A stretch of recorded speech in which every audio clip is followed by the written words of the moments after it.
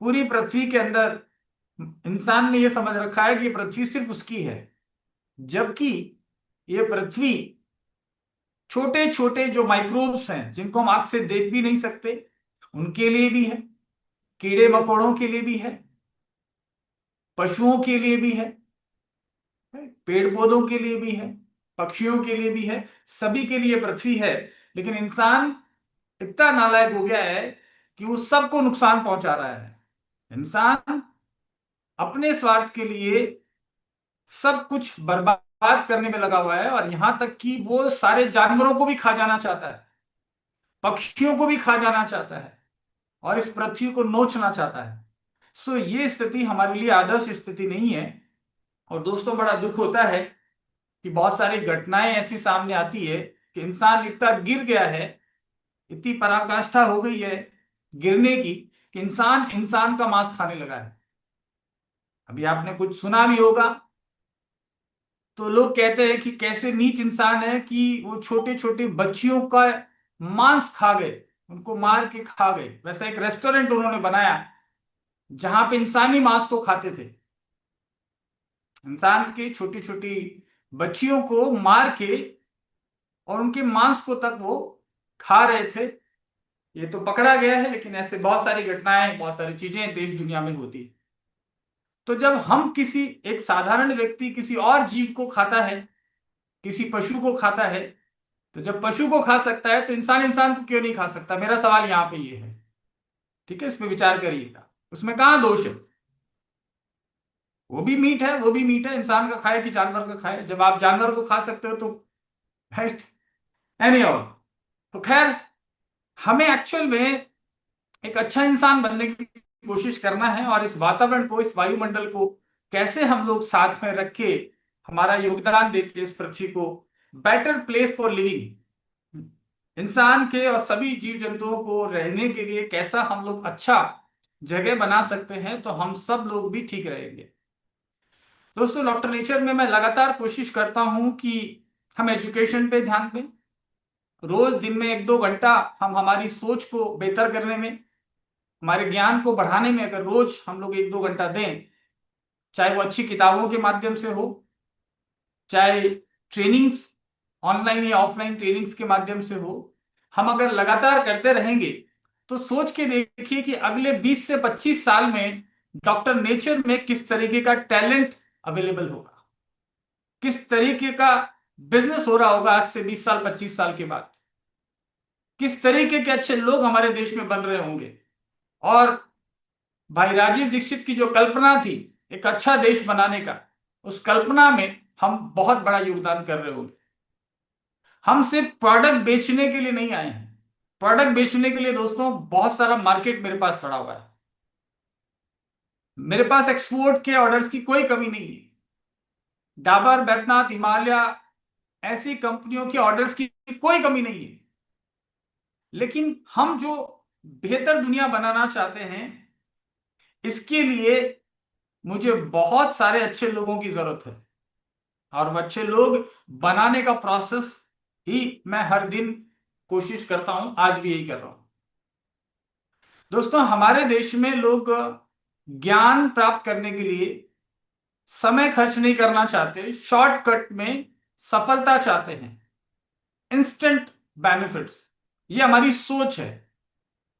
इसी सोच का नतीजा आज ये हो रहा है कि हमारे देश के जो बहुत सारे टैलेंटेड लोग हैं, जो मेहनती हैं, जिनमें बहुत अच्छा ज्ञान जिन्होंने अर्जित किया है, कुछ टैलेंट अर्जित किया है, वो आज हमारे देश को छोड़ के विदेशों में सेटल हो रहे हैं।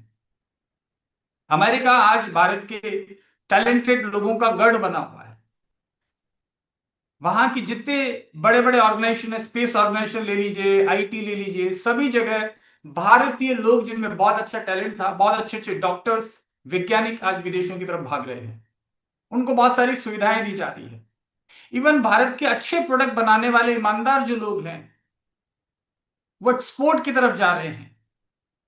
देसी जो हमारा घरेलू व्यापार है, इस पे लोग ध्यान नहीं दे रहे हैं, और घरेलू व्यापार बच गया है उन लोगों के लिए जो सड़ा गला माल बेचना चाहते हैं, ज्यादा मुनाफा कमाना चाहते हैं, क्योंकि उन लोगों को लगता है कि हमारा देश इसी लायक है। उन लोगों को लगता है कि ईमानदारी से काम करेंगे तो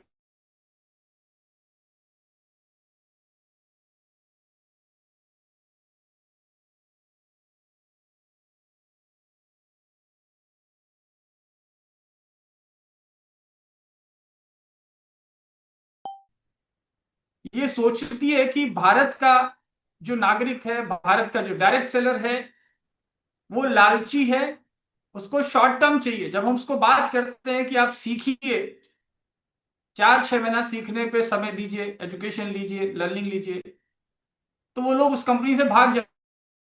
और उनको जब कहा जाता है कि 10 आदमियों से तुम 50-50 हजार रुपए लगवाओ, तुमको थाईलैंड लेके जाएंगे, तो वैसी कंपनी को पसंद करते हैं। जिस कंपनी में कम मेहनत पे ज्यादा पैसा कमा सकते हैं, ऐसा लालच दिया जाता है, वहां लोग ज्यादा आते हैं। अजीब बात नहीं है?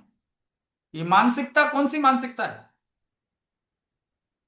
और इसी मानसिकता की वजह से ये लोग ठगे जाते हैं, इनका कैरियर खराब होता है। 10-10 साल, 15-15 साल, 20-20 साल से डायरेक्ट सेलिंग इंडस्ट्री में वो काम कर रहे हैं, लेकिन आज भी गरीबी है, उनके बैंक अकाउंट में पैसा नहीं है। और आज भी वो ये समझने को तैयार नहीं है कि इसका कारण क्या है। हर बार वो कंपनी पे ब्लेम करते हैं कि वो कंपनी खराब थी, वहां ये था, वहां वो था। इसलिए आज मैंने एक छोटा सा एक मैसेज मेरे दिल में आया तो मैंने शेयर किया कि डायरेक्ट सेलिंग में आपकी टीम में कैसे लोगों को लाना चाहिए। आप ऐसे लोगों को अपनी टीम में लेके आते हैं जो आसानी से आ जाते हैं। आप किसी के घर जाते हैं और वहां पे 3 भाई होते हैं। एक भाई पढ़ाई में बहुत टैलेंटेड है, वो कुछ एग्जाम्स की तैयारी कर रहा है। दूसरा भाई बैंक में नौकरी कर रहा है।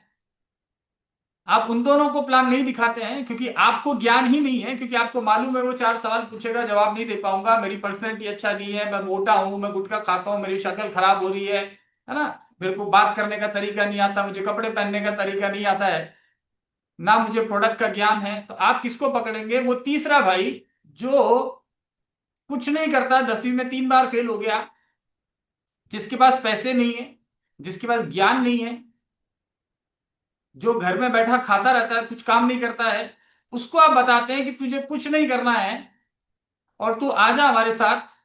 मतलब आपके लिए नहीं कह रहा, ज्यादातर डायरेक्ट सेलिंग कंपनियों के अंदर ऐसा होता है।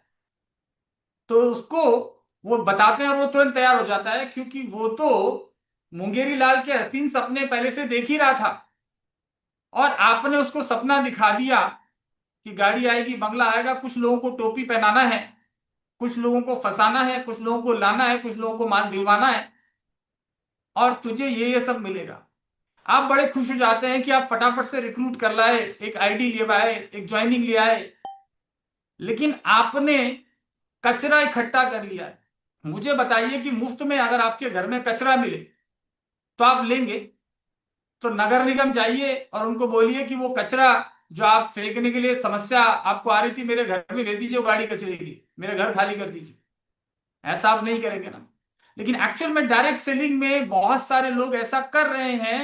हिंदुस्तान का जो कचरा है, मेरा मतलब पुअर माइंडसेट वाले लोग हैं, जो दुनिया में कुछ नहीं कर पाए अभी तक, उन लोगों को सफल बनाने के लिए आप अपनी टीम में ले आए।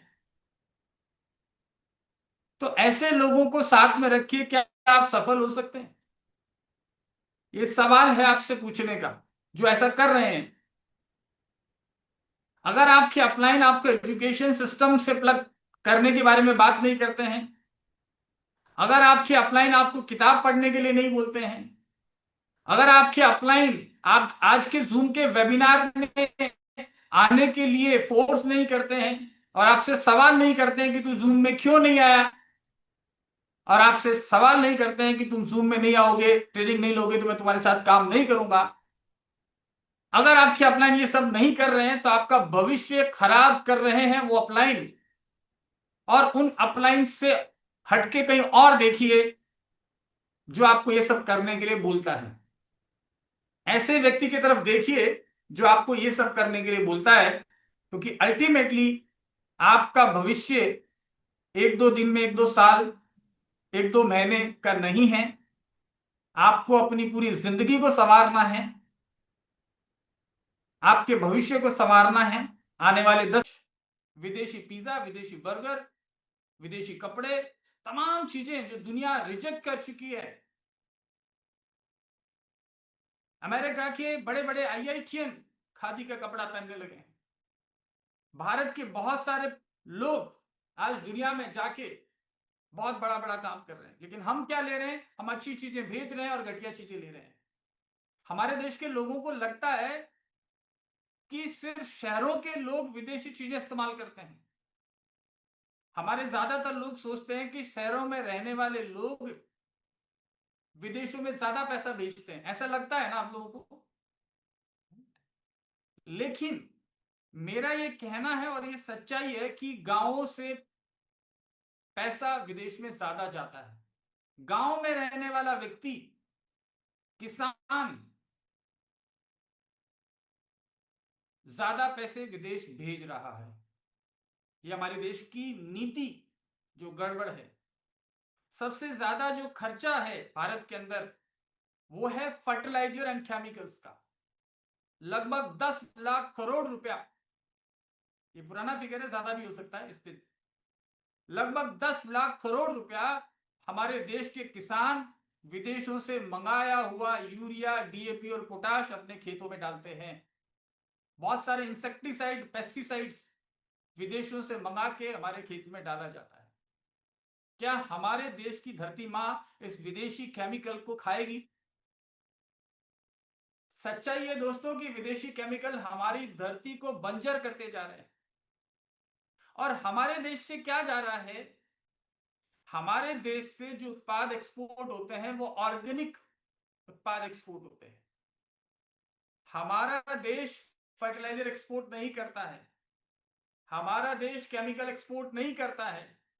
हमारा देश जैविक खाना पूरी दुनिया को दे रहा है। बहुत सारे किसान जो जैविक खेती कर रहे हैं। भारत भारी मात्रा में गोबर एक्सपोर्ट कर रहा है। गोबर एक्सपोर्ट कर रहा है। भारत गाय एक्सपोर्ट कर रहा है। भारत गोमूत्र एक्सपोर्ट कर रहा है बहुत भारी मात्रा में। आज की तारीख में अगर आप करोड़ों रुपए कमाना चाहते हैं तो आप गोमूत्र एक्सपोर्ट करने का बिजनेस कर सकते हैं।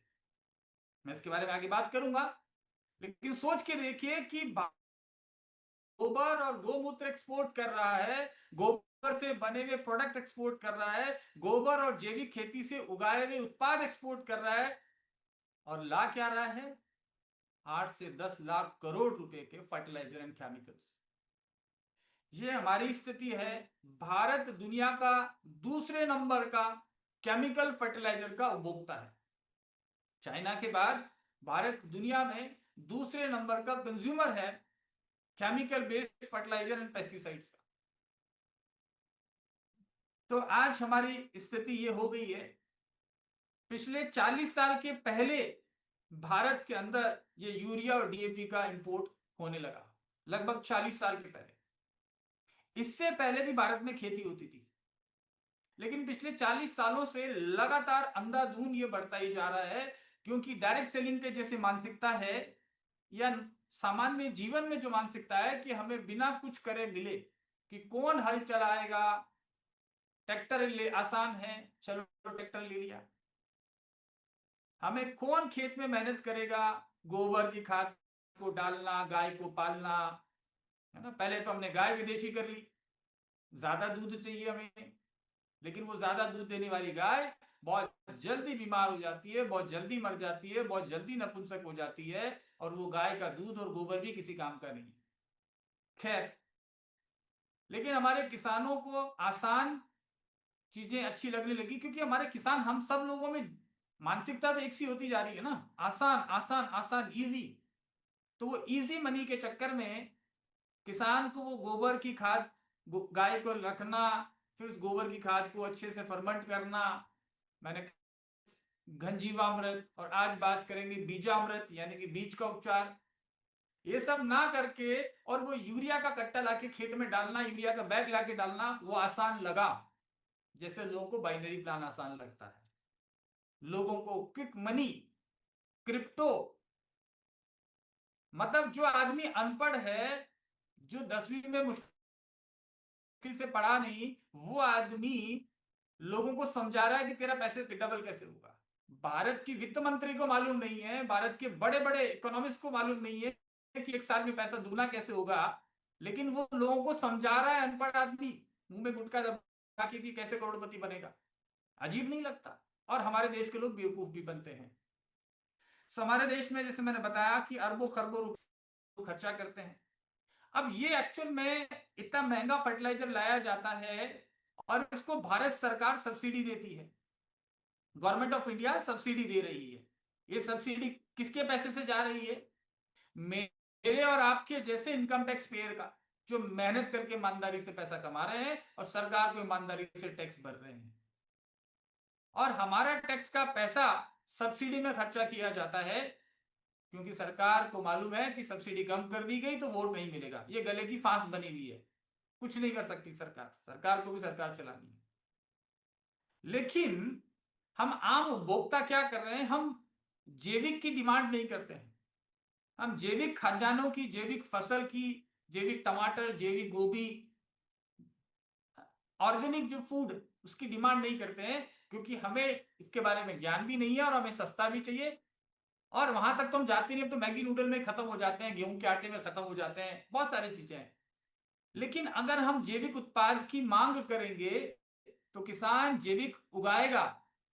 थोड़ा महंगा हो सकता है स्टार्टिंग में, थोड़ा महंगा हो सकता है स्टार्टिंग में, ये तो मार्केटिंग कंपनियों ने रेट बढ़ा दिए, लेकिन उतना महंगा नहीं होता है। आप सोचते हैं कि आपको सस्ता धनिया मिर्च टमाटर मिल रहा है तो जैविक क्यों खाएं, महंगा होगा? आपको महंगा पड़ रहा है क्योंकि आप टैक्स का पैसा आप भर रहे हो। आप टैक्स का, आप ही के पैसे से सब्सिडी जा रही है एक्चुअल में। सरकार कम टैक्स लगाएगी अगर हमारे देश को किसानों को सब्सिडी ना देना पड़े। 8 से 10 लाख करोड़ रुपया बहुत बड़ा अमाउंट होता है, राइट? तो इस चीज को समझिए, हमारे देश के अंदर लगभग 30 से 35% जो यूरिया जितना खपत होता है वो हम लोग इंपोर्ट करते हैं। 30 to 35% यूरिया इज इंपोर्टेड। तो किसान इंपोर्टेड चीजें इस्तेमाल कर रहा है ना। जब लाइन में लग लग के वो यूरिया खरीद रहा है, वो विदेशों में पैसा भेज रहा है। एक तरफ घर में वो खेत में गाय पाल के उसकी सेवा करके, अरे सेवा छोड़िए, मशीन समझ के ही उसके अंदर घास फूस वो खा लेगी, खेत में घूम घूम के खा लेगी। गांव में गोचर हुआ करते थे, इंसान इतना नालायक हो गया, गोचर की जमीन को पंचायतों ने बेच डाला, गोचर की जमीनें खत्म हो गई है। तो गाय फ्री में तुमको गोबर दे रही थी, गो, वो तुमको समझ नहीं आ रहा और तुम लाइन में लग रहे हो यूरिया लेने के लिए। हड़तालें करी जाती है, लोग धरने पे बैठ जाते हैं कि यूरिया की सप्लाई कम हो रही है, सब्सिडी कम मिल रही है, बहुत सारी शिकायतें हैं। तो 30% यूरिया हम लोग इंपोर्ट करते हैं, अभी शायद ज्यादा होगा, 2021 का डेटा है मेरे पास। और लगभग 65% डीएपी जो हम इस्तेमाल करते हैं वो इंपोर्ट होता है। 60 to 65% डीएपी इज इंपोर्टेड। मैं बता रहा था ना कि भारत में किसान ज्यादा इंपोर्टेड चीजें इस्तेमाल कर रहा है। और जो पोटाश है, पोटाश के लिए भारत के अंदर muriate of potash, MOP, muriate of potash का इस्तेमाल किया जाता है। और वो 100%, 100% इंपोर्टेड है। भारत में 1 ग्राम नहीं होता है। सोच के देखिए कितने किसान हैं भारत में और कितना एमओपी इस्तेमाल हो रहा है। हम आज न्यूट्रिएंट की बात करेंगे, पोषक तत्वों की, एनपीके के बारे में बात करेंगे, कैल्शियम मैग्नीशियम सल्फर की बात करेंगे। तो ये हम इंपोर्ट कर रहे हैं। इसमें से ज्यादातर जो माल है वो रशिया से, सऊदी अरेबिया से, ओमान से, चाइना से, मोरक्को से हमारा देश इंपोर्ट करता है। तो कितना पैसा, जिसके बारे में हम बात ही नहीं करते, और विदेशों में चला जा रहा है, राइट? अब हम बात करते हैं कि इसका विकल्प क्या है। इसका विकल्प हमारे खेत में, हमारे घर में हमारी गाय हो सकती थी। कल भी हमने बात करा था organic manure, farm yard manure, FYM जिसको बोलते हैं, साधारण भाषा में गाय का गोबर बोलते हैं। मैंने कल भी बताया था कि भारतीय गाय का गोबर दुनिया के किसी भी फर्टिलाइजर से ज्यादा बेहतरीन है। दुनिया के किसी भी फर्टिलाइजर से, यूरिया से, डीएपी से, एमओपी से ज्यादा बेहतरीन है, राइट? कुछ लोग हमारे साथी उड़ीसा में पूरी टीम के साथ बैठे हुए हैं, बहुत अच्छा लग रहा है आप सब लोगों को देख के। और आप सब लोग प्रोडक्ट को इस्तेमाल कर रहे हैं। God bless you. भगवान जगन्नाथ की कृपा आप पे ऐसी बनी रहे, और पूरी सा टीम बहुत जबरदस्त अच्छा काम कर रही है। आपको बहुत बहुत शुभकामनाएं। तो दोस्तों, हमारा जो गाय है उससे हमें बहुत सारी चीजें मिलती है। मेडिसिनल जो बेनिफिट है वो एक अलग है, वो तो है ही है, लेकिन खेती के लिए जो बेनिफिट है उसमें से गोबर, इससे हमें जबरदस्त क्वालिटी का नाइट्रोजन मिलता है। किसान एक्चुअल में दिमाग में ये बैठ चुका है कि उसको यूरिया चाहिए खेत के लिए। यूरिया नहीं चाहिए, उसको नाइट्रोजन चाहिए पौधे को। समझ रहे हैं आप? यूरिया नहीं चाहिए, नाइट्रोजन चाहिए। ये फर्क को समझना पड़ेगा। किसान के दिमाग में बैठ चुका है कि उसके खेत में यूरिया डालना ही पड़ेगा, जबकि ऐसा नहीं है। जमीन को, मिट्टी को यूरिया नहीं, नाइट्रोजन चाहिए, पोषक तत्व चाहिए, एनपीके। राइट। सो गोबर की खाद में बहुत भारी मात्रा में नाइट्रोजन होता है। और कल हमने बात करा कि जैविक कार्बन जितना बढ़ेगा जमीन उतनी स्वस्थ होगी। तो गोबर की खाद से या बायो फर्टिलाइजर से, ऑर्गेनिक मैन्योर से जमीन को कार्बन मिलता है अच्छे क्वालिटी का। और ये कार्बन जमीन को नरम बनाता है, बुरबुरा बनाता है, स्पॉन्जी बनाता है, स्पॉन्ज की तरह सॉफ्ट बनाता है। और उसकी वजह से जमीन में एरेशन यानी कि हवा का प्रभाव अच्छा रहता है। और साथ ही साथ ये जो जैविक कार्बन है, जो डॉक्टर नेचर के बायो फर्टिलाइजर से भी मिल रहा है, ये केचुओं को बढ़ाता है। ये केचुओं का भोजन बनता है। और केचुए फ्री के अंदर आपकी जमीन में ऊपर से नीचे, नीचे से ऊपर लगातार घूम घूम के आपकी जमीन को सॉफ्ट करते हैं, एरिएटेड करते हैं। उसमें हवा अच्छी तरीके से जा पाती है। पृथ्वी का तापमान, जमीन का तापमान कंट्रोल रहता है। और जो माइक्रोब्स हैं वो ज्यादा बढ़ते हैं। बैक्टीरिया, जो अच्छे बैक्टीरिया हैं, सीडोमोनास है, ऐसे बहुत सारे बैक्टीरिया ये जमीन में बढ़ते हैं। और ये बैक्टीरिया हमारे जड़ों को पोषक तत्व उपलब्ध कराते हैं, हमारी जड़ों की वृद्धि में मदद करते हैं, और जड़ों को पोषण पहुंचाने में मदद करते हैं। ये जमीन में घूम घूम के जमीन के पौष्टिक तत्वों को जड़ों को दे देते हैं लाके। ये काम फ्री में कर रहे हैं, जिसका पैसा नहीं लेते वो भी अगर बिल पकड़ा दे हर महीने तब तो बहुत बड़ा बिल हो जाएगा, लेकिन वो फ्री में कर रहे हैं ये काम। और हम उनको मार रहे हैं। भारी मशीनें, ट्रैक्टर, ये चला चला के और साथ में डालते हैं। तो यूरिया डालने से आपके केचुए मर जाते हैं। आपके जो माइक्रोब्स हैं, कल हमने पढ़ा था, ये सब मर जाते हैं। आपको अगर प्रैक्टिकली टेस्ट करना है तो कहीं से केचुआ जो खेत की मिट्टी में रहता है, आजकल बहुत कम हो गया है, जिसमें कार्बन ज्यादा होगा, काली मिट्टी होगी, दिखने ऐसी मिट्टी में ज्यादा होते हैं। तो उस केचुआ के ऊपर आप थोड़ा सा गोबर का खाद डाल दीजिए, गोबर डाल दीजिए। उसके बाद देखिए उसको क्या होता है। वो आराम से बैठा रहेगा। उस केचुए के ऊपर थोड़ा सा 4-5 दाने यूरिया के डाल दीजिए, फिर देखिए क्या होता है। वो तड़प तड़प के वहीं मर जाएगा। क्या हो रहा है? आप इंपोर्ट करके रशिया से और वो यूरिया ला रहे हैं, सरकार सब्सिडी दे रही है, टैक्स पेयर का पैसा जा रहा है, और वो यूरिया हमारे फ्री में काम करने वाले केचुओं को और माइक्रोब्स को मार रहा है। राइट। और किसान क्यों डाल रहा था? नाइट्रोजन के लिए। लेकिन नाइट्रोजन का दूसरा सोर्स भी हमारे पास है, और हम इस चंगुल में फंस चुके हैं। जैसे अंग्रेजी दवाइयां, एंटीबायोटिक्स के चक्कर में हम फंस चुके हैं, मेटफॉर्मिन के चक्कर में पड़ चुके हैं। तो जैसा हम बोलते हैं कि आपकी बॉडी आदी हो चुकी है दवाइयों की, उसी प्रकार हमारी जमीन में पोषक तत्व कम हो गए हैं। तो तुरंत तुरंत राहत के लिए, जैसे पौधा दिखने में थोड़ा हरा दिखे, थोड़ा बड़ा हो जाए, वॉल्यूम बढ़ जाए, साइज बढ़ जाए, लेकिन पोषण नहीं आता उस जिसको हम खा रहे हैं, अच्छा क्वालिटी का पोषण नहीं आता है। लेकिन चूंकि हम लोग आदी हो चुके हैं, हमारी जमीन इस तरीके की हो चुकी है, तो करना पड़ेगा। इस यूरिया डीएपी को जो किसान सालों से इस्तेमाल कर रहा है, 10 साल से, 15 साल से, 20 साल से, अचानक नहीं छोड़ पाएगा। लेकिन हम कहते हैं कि पहली साल लगभग 30% कम कर दो या 20% कम कर दो, और धीरे धीरे जो जो बातें हम बता रहे हैं, जो आप सीख रहे हैं, वो किसानों को हम समझाने लगे कि आप जैविक पे आओ, और धीरे धीरे 2-3 साल में वो 100% जैविक पे आ सकता है।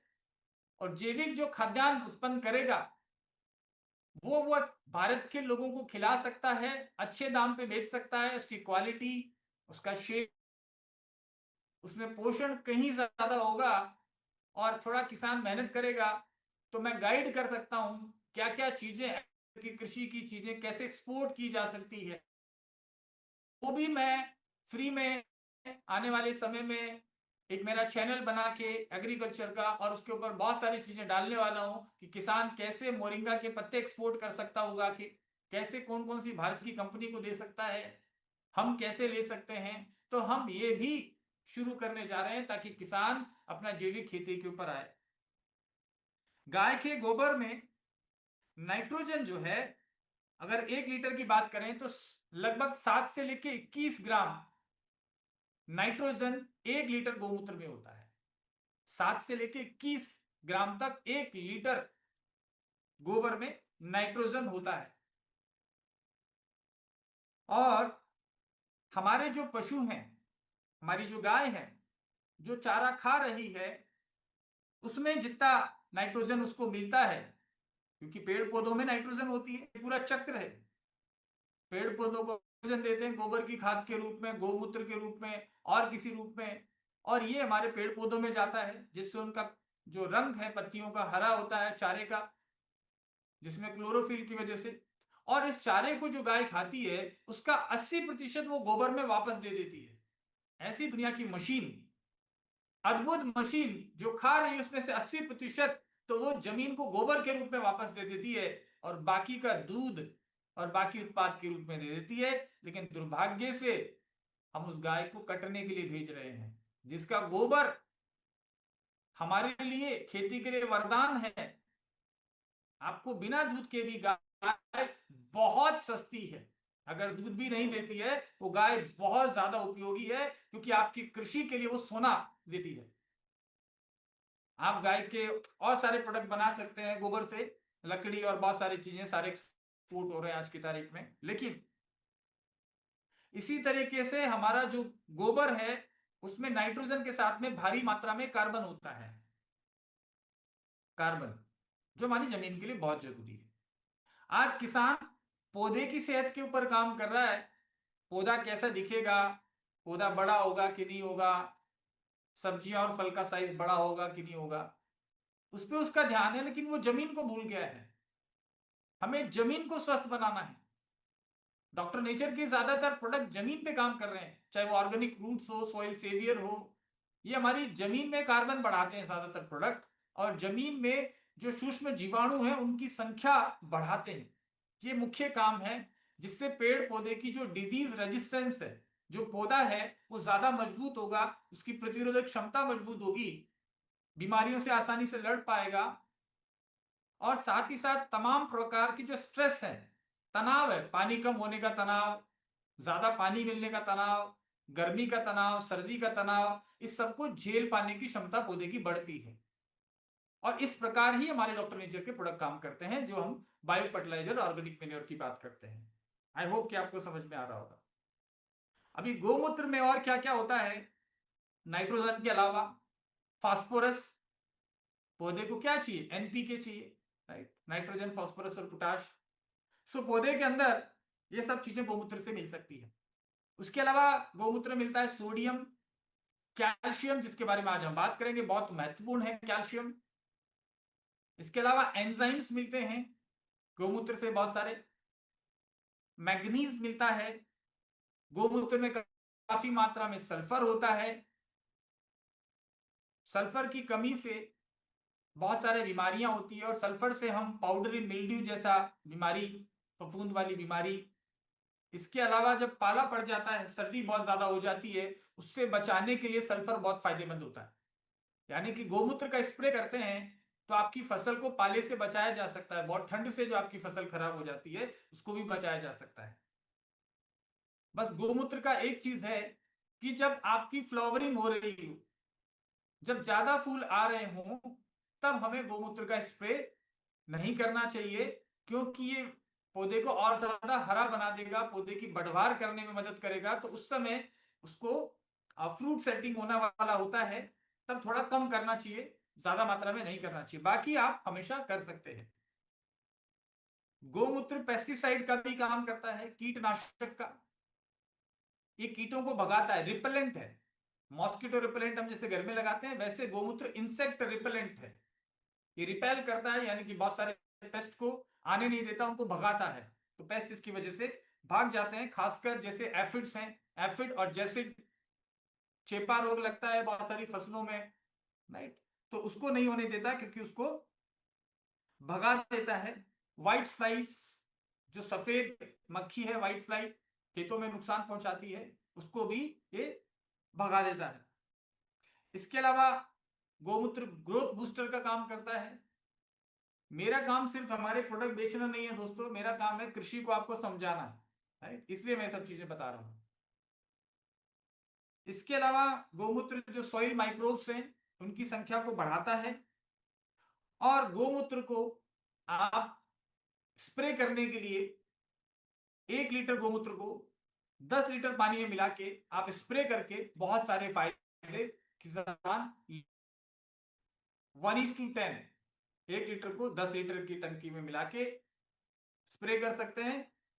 और थोड़ा डाइल्यूट भी करना चाहें तो कर सकते हैं, लेकिन 10 लीटर मिनिमम होना चाहिए, सीधा स्प्रे ना करें। इसके अलावा आप और ज्यादा इसको इफेक्टिव, बहुत ज्यादा प्रभावी कीटनाशक बनाना चाहते हैं, तो नीम के पत्तों को उबाल के या नीम के पत्तों का रस निकाल के आप गोमूत्र में लगभग 100 ml नीम के पत्ते का रस, 1 लीटर गोमूत्र और 20 लीटर पानी, इसको करके आप स्प्रे करके आप फसल को बहुत सारा अच्छा क्वालिटी का फर्टिलाइजर और कीटनाशक आप उपयोग कर सकते हैं, है किसान हमारे उपयोग कर सकते हैं। बीजामृत, यानी कि बीज का उपचार करने का एक गोमूत्र से एक तरीका है जिसको बीजामृत कहते हैं, जैसे मैंने कल जीवामृत बताया था। तो इसमें 5 लीटर गोमूत्र, 5 किलो गाय का गोबर और 250 ग्राम चूना लाइम प्लस 20 लीटर पानी, ये सारा मिक्सचर बना के अब इसमें आप डॉक्टर डाल सकते हैं।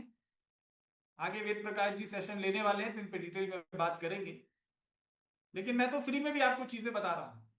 इस मिक्सचर से आप बीज को उपचारित करके उसके ऊपर छिड़क के, बीजों के ऊपर स्प्रे करके अच्छा सा उसके ऊपर, और फिर उसको थोड़ा देर छाया में सुखा के फिर उस बीज को लगाएंगे, तो उस बीज को लगाते ही उस बीज के आसपास जो माइक्रोब्स हैं वो बढ़ने लगेंगे, उसकी जड़ें जल्दी निकलने लगेगी, उसका अंकुरण जल्दी होगा और पौधे को बीमारी नहीं लगेगी, राइट, क्योंकि आपने नाइट्रोजन भी दे दिया, आपका चूना यानी कि कैल्शियम भी दे दिया, राइट। सो पौधा ज्यादा मजबूत और अच्छे से खड़ा होगा।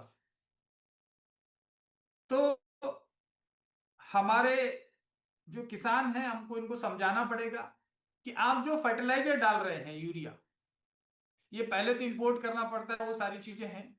इसके बाद हर साल इसकी मात्रा बढ़ा के डालनी पड़ती है।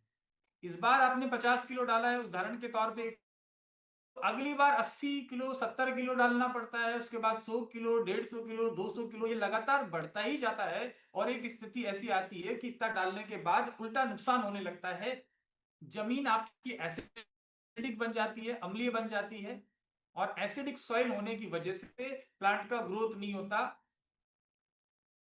न्यूट्रिएंट पोषक तत्व उपलब्ध नहीं हो पाते जब पीएच एसिडिक हो जाता है। तो ज्यादा यूरिया इस्तेमाल करने से पीएच जो है वो कम हो जाता है, और यूरिया आपको ज्यादा ज्यादा इस्तेमाल करता रहना पड़ता है। और यूरिया इस्तेमाल करने से धरती का टेम्परेचर, सॉइल का टेम्परेचर भी बढ़ता है, आपका धरती का टेम्परेचर भी बढ़ता है। जब आप यूरिया इस्तेमाल करते हैं तो आपको ज्यादा पानी इस्तेमाल करना पड़ता है। अगर आप गेहूं में 3 पानी के अंदर गोबर से करते हैं, गोबर की खाद में अगर डालते हैं बिना यूरिया के, तो आपको 3 पानी में काम हो जाता है। लेकिन जब यूरिया से करते हैं तो आपको 5 से 6 बार पानी देना पड़ता है, राइट। सो आपका पानी का खपत ज्यादा हुआ। आपके माइक्रोब्स मर गए, आपकी सॉइल एसिडिक हो गई। और जब आप ज्यादा पानी का इस्तेमाल करना है तो आपको ज्यादा समय पंप चलाना पड़ेगा, जमीन से ज्यादा पानी निकालना पड़ेगा। तो ज्यादा पानी निकालने के लिए आपको डीजल खर्चा करना पड़ेगा, यानी कि पंप चला के, और वो डीजल भी हमको इंपोर्ट करना पड़ेगा। उस डीजल के जलने से ग्लोबल वार्मिंग हो रही है, वातावरण का टेम्परेचर। गांव में प्रदूषण कहां से आ रहा है? ये खेतों में जो यूरिया डाल रहे हैं उसकी वजह से वहां पे टेम्परेचर बढ़ रहा है। हम सोच रहे थे शहरों में बढ़ रहा है ना, गांवों में भी बहुत बढ़ रहा है। राइट। सो ये सारे साइड इफेक्ट्स हो रहे हैं। तो आपको पानी भी ज्यादा लगेगा, ज्यादा बिजली खर्च करनी पड़ेगी, और आपको यूरिया की वजह से यूरिया धीरे धीरे लीच होके पानी के साथ नीचे चले जाता है और पौधे को उपलब्ध नहीं होता है, और इकट्ठा होता रहता है क्योंकि वो नीचे चले जाता है, क्योंकि वाटर होल्डिंग कैपेसिटी नहीं है। माइक्रोब्स उसको जड़ों के आसपास रोक नहीं पा रहे हैं और वो सीधा नीचे जाया जा रहा है। तो हमारा ग्राउंड वाटर भी पॉल्यूटेड हो रहा है, ग्राउंड वाटर भी एसिडिक हो रहा है, पानी अल्कलाइन नहीं रह रहा है जो कि पहले अल्कलाइन होना चाहिए था। राइट। और ये मैंने बताया कि ये हजारों करोड़ रुपए का जो यूरिया जमीन में जा रहा है वो नीचे जाया जा रहा है, और हमारा पानी का जो क्वालिटी है वो खराब हो रहा है। ठीक है ना? सो इस तरीके से हमारे पौधे की रोग प्रतिरोधक क्षमता भी कमजोर हो रही है, हमारा जो एग्रीकल्चर है उसका जो क्वालिटी है वो भी कम हो रहा है। और जब पौधे की रोग प्रतिरोधक क्षमता कमजोर होगी तो उसमें ज्यादा कीटनाशक डालना पड़ेगा, और ज्यादा कीटनाशक डालने से वो कीटनाशक हमारे पेट में जा रहा है। अगर आप गोमूत्र स्प्रे करते हैं कीटनाशक के रूप में, और वो गोमूत्र का थोड़ा अंश अगर हमारे पेट में भी चल जाए, तो आपको क्या लगता है क्या होगा?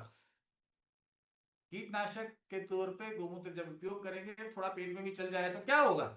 आपको फोकट में सोना मिल जाएगा, कि गोमूत्र में सोना भी होता है।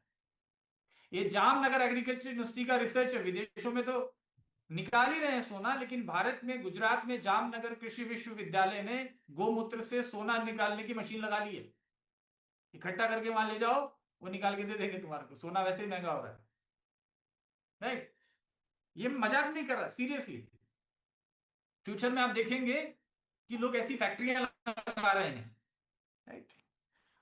अब ये होने इसकी वजह से क्या हो रहा है कि हमारी जो माताएं हैं, राजीव दीक्षित जी ने एक बार कहा था कि हमारी माताएं पूतना होती जा रही है। हमारी माताएं पूतना होती जा रही हैं। इसका मतलब क्या है कि हमारी माँ जो हमें दूध पिला रही है बच्चों को, उसके दूध में बहुत सारा यूरिया और पेस्टिसाइड आ रहा है। आप रिसर्च आर्टिकल गूगल पे सर्च करेंगे इस मीटिंग के बाद, तो वहां आपको दिखेगा कि मां के दूध में पेस्टिसाइड जो पाया जा रहा है, इसका भारत में क्या क्या डेटा है, इसको आप खोजिएगा। भारत में हर चौथी मां के दूध में पेस्टिसाइड है। वो पेस्टिसाइड वाला दूध वो बच्चा जो भी पैदा हुआ ही है वो पी रहा है, तो बच्चे को कैंसर, मस्कुलर डिस्ट्रॉफी, बहुत सारे और तरह के इलनेस, इम्यूनिटी की कमी। राइट। छोटे छोटे बच्चों का लीवर फेल हो रहा है, 6 महीने के बच्चे का फेल, 1 दिन के बच्चे का किडनी फेल। ये किधर से हो रहा है? तो आप समझ रहे हैं किस तरीके के जा रहे हैं। इस चक्रव्यूह से निकालने का प्रयास, नाम डॉक्टर नेचर है। और हम सब इस चक्रव्यूह से बाहर निकलेंगे। समय लगेगा लेकिन निकलेंगे जरूर, और कम से कम तो करेंगे इसकी।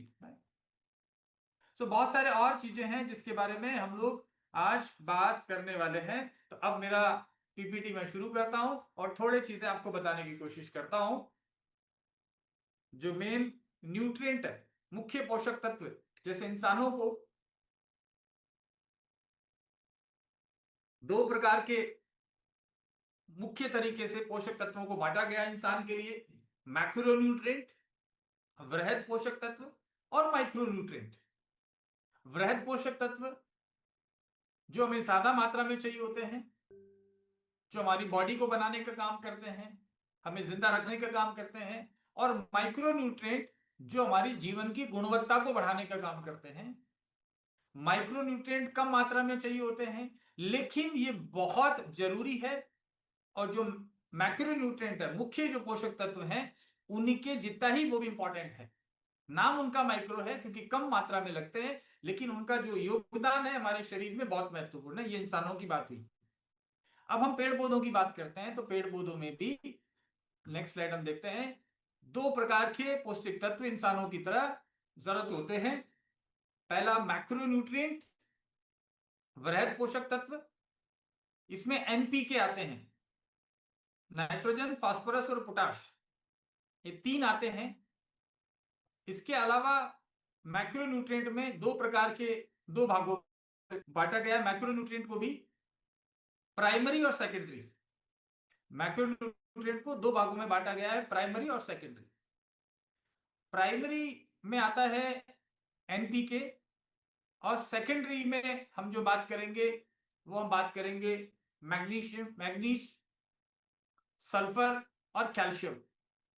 ये तीन चीज सेकेंडरी मैक्रोन्यूट्रिएंट है। और उसके बाद माइक्रोन्यूट्रिएंट है, हमारा आयरन है, मैग्नीज है ना, जिंक है, बोरोन है, कोबाल्ट है, इनके बारे में बात करेंगे। ये जो मुख्य पोषक तत्व हैं नाइट्रोजन, फास्फोरस और पोटाश, ये हमारे पौधों की संरचना के लिए, स्ट्रक्चर के लिए बहुत महत्वपूर्ण है।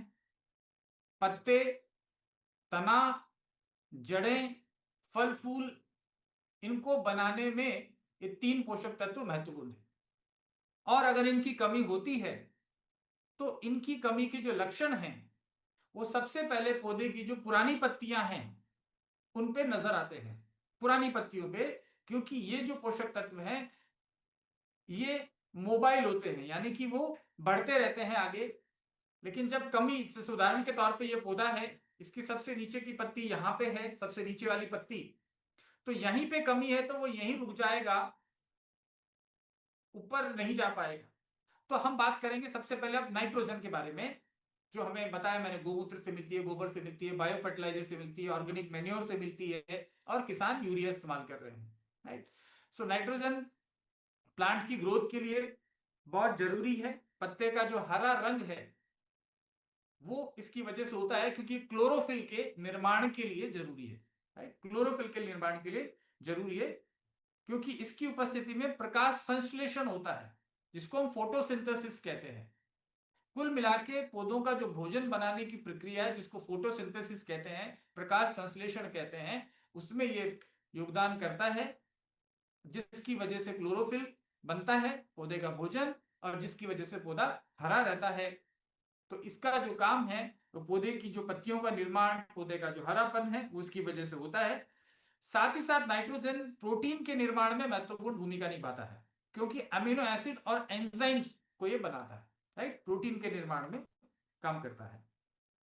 सो जैसे मैंने बताया था कि इस पौधे, इस नाइट्रोजन की कमी के जो लक्षण है, सबसे पहले पुरानी पत्तियों के अंदर आते हैं, यानी कि पौधे की जो नीचे की पत्तियां हैं या पुरानी जो नई पत्तियों पे इसका जो कमी का असर है वो आपको आसानी से नहीं दिखता है।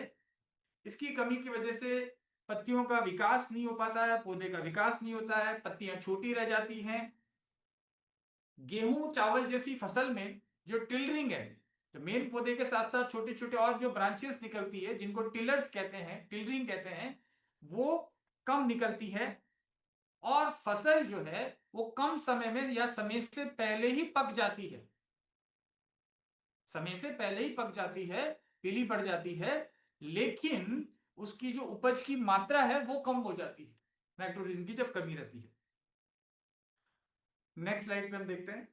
सो नाइट्रोजन की कमी का जो कारण है, और आगे चलते हैं नेक्स्ट स्लाइड पे, और आगे ये आप कुछ लक्षण देख रहे हैं नाइट्रोजन की कमी के। जैसे मैंने बताया था कि ये पुरानी पत्तियों के ऊपर, जैसे ये फसल है, इसके नीचे की जो पत्तियां हैं ये जो है पीली पड़ना शुरू होगी।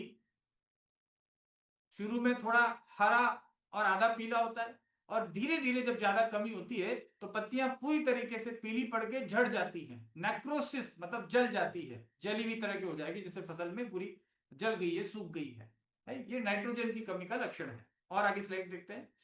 ये आप देख रहे हैं, इसमें शुरुआत हो गई है नाइट्रोजन की कमी का होना। तो आप नीचे की जो पत्तियां हैं या जो पुरानी पत्तियां हैं वो पीली पड़ती जा रही हैं। नेक्स्ट।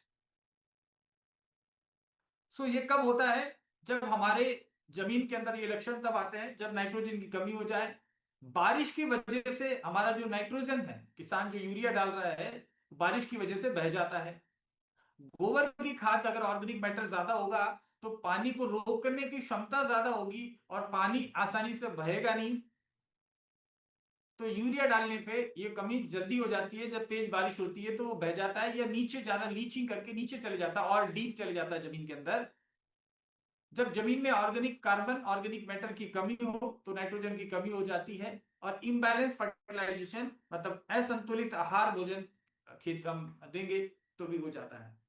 इसको ठीक करने के लिए क्या करना पड़ेगा? सिंपल सी बात है, ऑर्गेनिक मेन्योर्स हैं, बायो फर्टिलाइजर्स हैं, डॉक्टर नेचर के जो बायो फर्टिलाइजर्स हैं, गोबर की खाद है, गोमूत्र है, ऐसी चीजों का हमें इस्तेमाल करना पड़ेगा। और जो किसान आज कर रहा है वो क्या कर रहा है? वो और नाइट्रोजन डालता है, एल्यूमिनियम सल्फेट अमोनियम सल्फेट डालता है, डीएपी डालता है, राइट? अभी डाल रहा है, लेकिन धीरे धीरे इसको कम किया जा सकता है। अगर ये बायो फर्टिलाइजर ऑर्गेनिक मेन्योर डालेगा तो इससे इस कमी को, नाइट्रोजन की जो सप्लाई है इसको बढ़ाया जा सकता है। जमीन में ज्यादा से ज्यादा हम कंपोस्ट करें, फार्म यार्ड मेन्योर यानी कि गोबर की खाद, जीवामृत जो मैंने कल बताया था, आज मैंने सबको व्हाट्सएप भी किया, हिंदी और इंग्लिश दोनों में, आज वाला भी कर देंगे। इसके अलावा घन जीवामृत और सीड उपचार करना डॉक्टर नेचर के माइक्रोग्रो से, इन सब चीजों को यहां पे प्रयोग करना चाहिए नाइट्रोजन की सप्लाई करने के लिए और नाइट्रोजन की कमी को दूर करने के लिए। नेक्स्ट, डॉक्टर नेचर का मृदा रक्षक जो हमारा बायो फर्टिलाइजर है, ये नाइट्रोजन को फिक्स करने वाला, नाइट्रोजन को रोकने वाला और वातावरण की नाइट्रोजन को पौधे की जड़ों में जो देने का काम करते हैं, वैसे बैक्टीरिया जो फ्री में मल्टीप्लाई करते रहते हैं। समझो कि हमने हमारी जमीन में 100 ग्राम डाल रहा है, लेकिन ये 100 ग्राम धीरे धीरे कई सारी मात्रा में बढ़ जाएगा, क्योंकि वो करोड़ों, 1 से 1000, 1000 से 10 लाख, 10 लाख से करोड़, 10 करोड़ बैक्टीरिया बनते ही जाते हैं, बनते ही जाते हैं, राइट? सो ये जो मृदा रक्षक हमारा है, इसमें ये सारे बैक्टीरिया हैं, राइजोबियम, एजोस्पिरिलम, एसेक्टोबैक्टर, एसिटोबैक्टर। अभी इनके नाम याद नहीं रहे, कोई बात नहीं है, लेकिन नाइट्रोजन को फिक्स करने वाले, वातावरण की नाइट्रोजन को जमीन में रोकने वाले जो बैक्टीरिया है वो हमारे मृदा रक्षक में है। और डॉक्टर नेचर डीएनडब्ल्यू एग्रोमिक्स, इनका प्रोडक्ट का नाम भी आपको याद, बार बार बोलेंगे तो याद रहेगा, डीएनडब्ल्यू एग्रोमिक्स। तो ये क्या करता है? ये कंसोर्टिया है, इसमें एनपीके को देने वाले, नाइट्रोजन फास्फोरस और पोटाश को देने वाले बैक्टीरिया का एक मिश्रण है, एनपीके कंसोर्टियम। कंसोर्टियम का मतलब ये होता है, थोड़ा थोड़ा चीजें हमको मालूम होना चाहिए। इसमें माइकोराइजा भी है, स्यूडोमोनास भी है, ट्राइकोडर्मा भी है और जैविक कार्बन भी है, जिनके बारे में हम बात कर रहे हैं। ये फसल को हमें सूक्ष्म जीवाणु चाहिए और कार्बन चाहिए, तो हमारे सारे प्रोडक्ट से ये सब चीजें मिलती है। तो जमीन का अच्छा सप्लीमेंट है ये, है जैसे हमारा व्हीट ग्रास इंसानों के लिए अच्छा है, वैसे ये डॉक्टर नेचर के प्रोडक्ट हमारी जमीन को पोषण देते हैं। Next, right?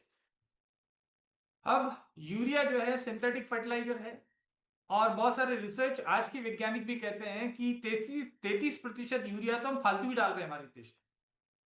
लगभग 33% यूरिया तो तत्काल प्रभाव से बंद किया जा सकता है, और उसकी जगह पे हम जैविक कार्बन वाली जो जैविक खादें हैं वो डाल के हम उसको आराम से पूर्ति कर सकते हैं।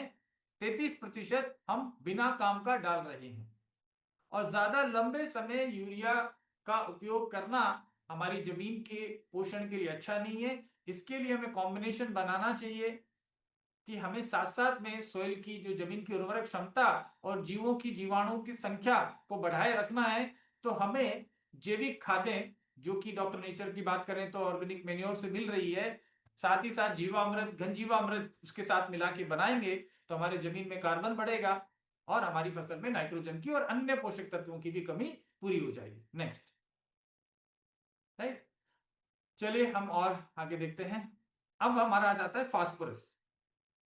फास्फोरस का जो मेन काम है, नाइट्रोजन का हमने क्या काम देखा कि पौधे को बढ़ाता है, उसकी पत्तियों को बढ़ाता है, उसका हरापन उससे आता है, मेन काम जो हमने देखा।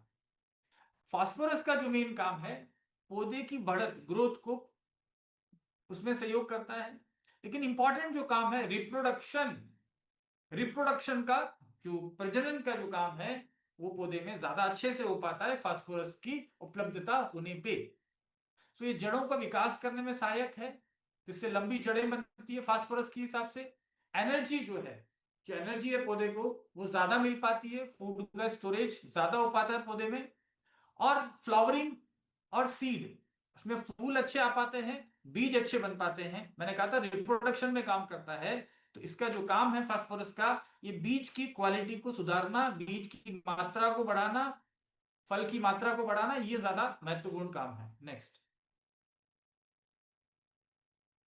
तो ये मैंने बताया फ्रूट और सीड की क्वालिटी को बढ़ाता है, सेल डिवीजन को मदद करता है, और इसके लक्षण भी पुरानी पत्तियों पे पहले आते हैं नाइट्रोजन की तरह।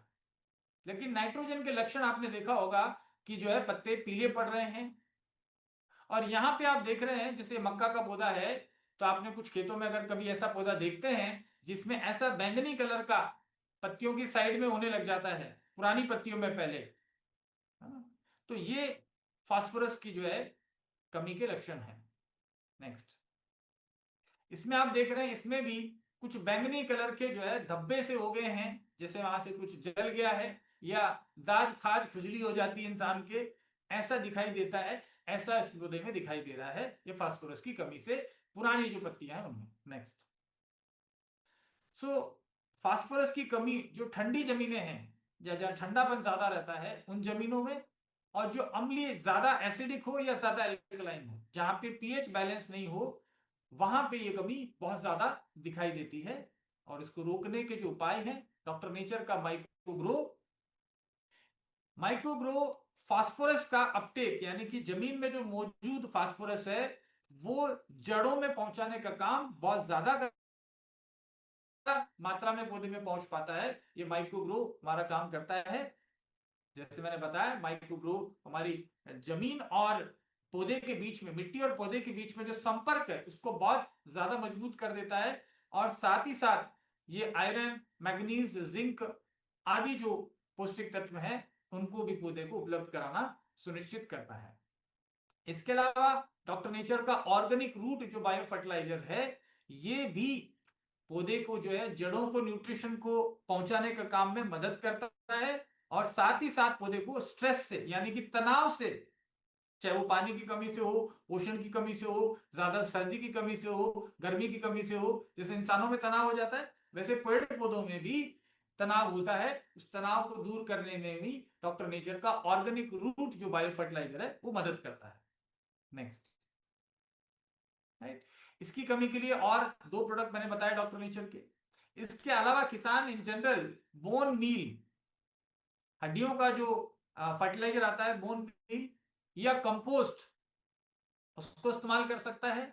और जमीन का जो पीएच है 6 से लेके 7.5 रखना चाहिए जमीन का।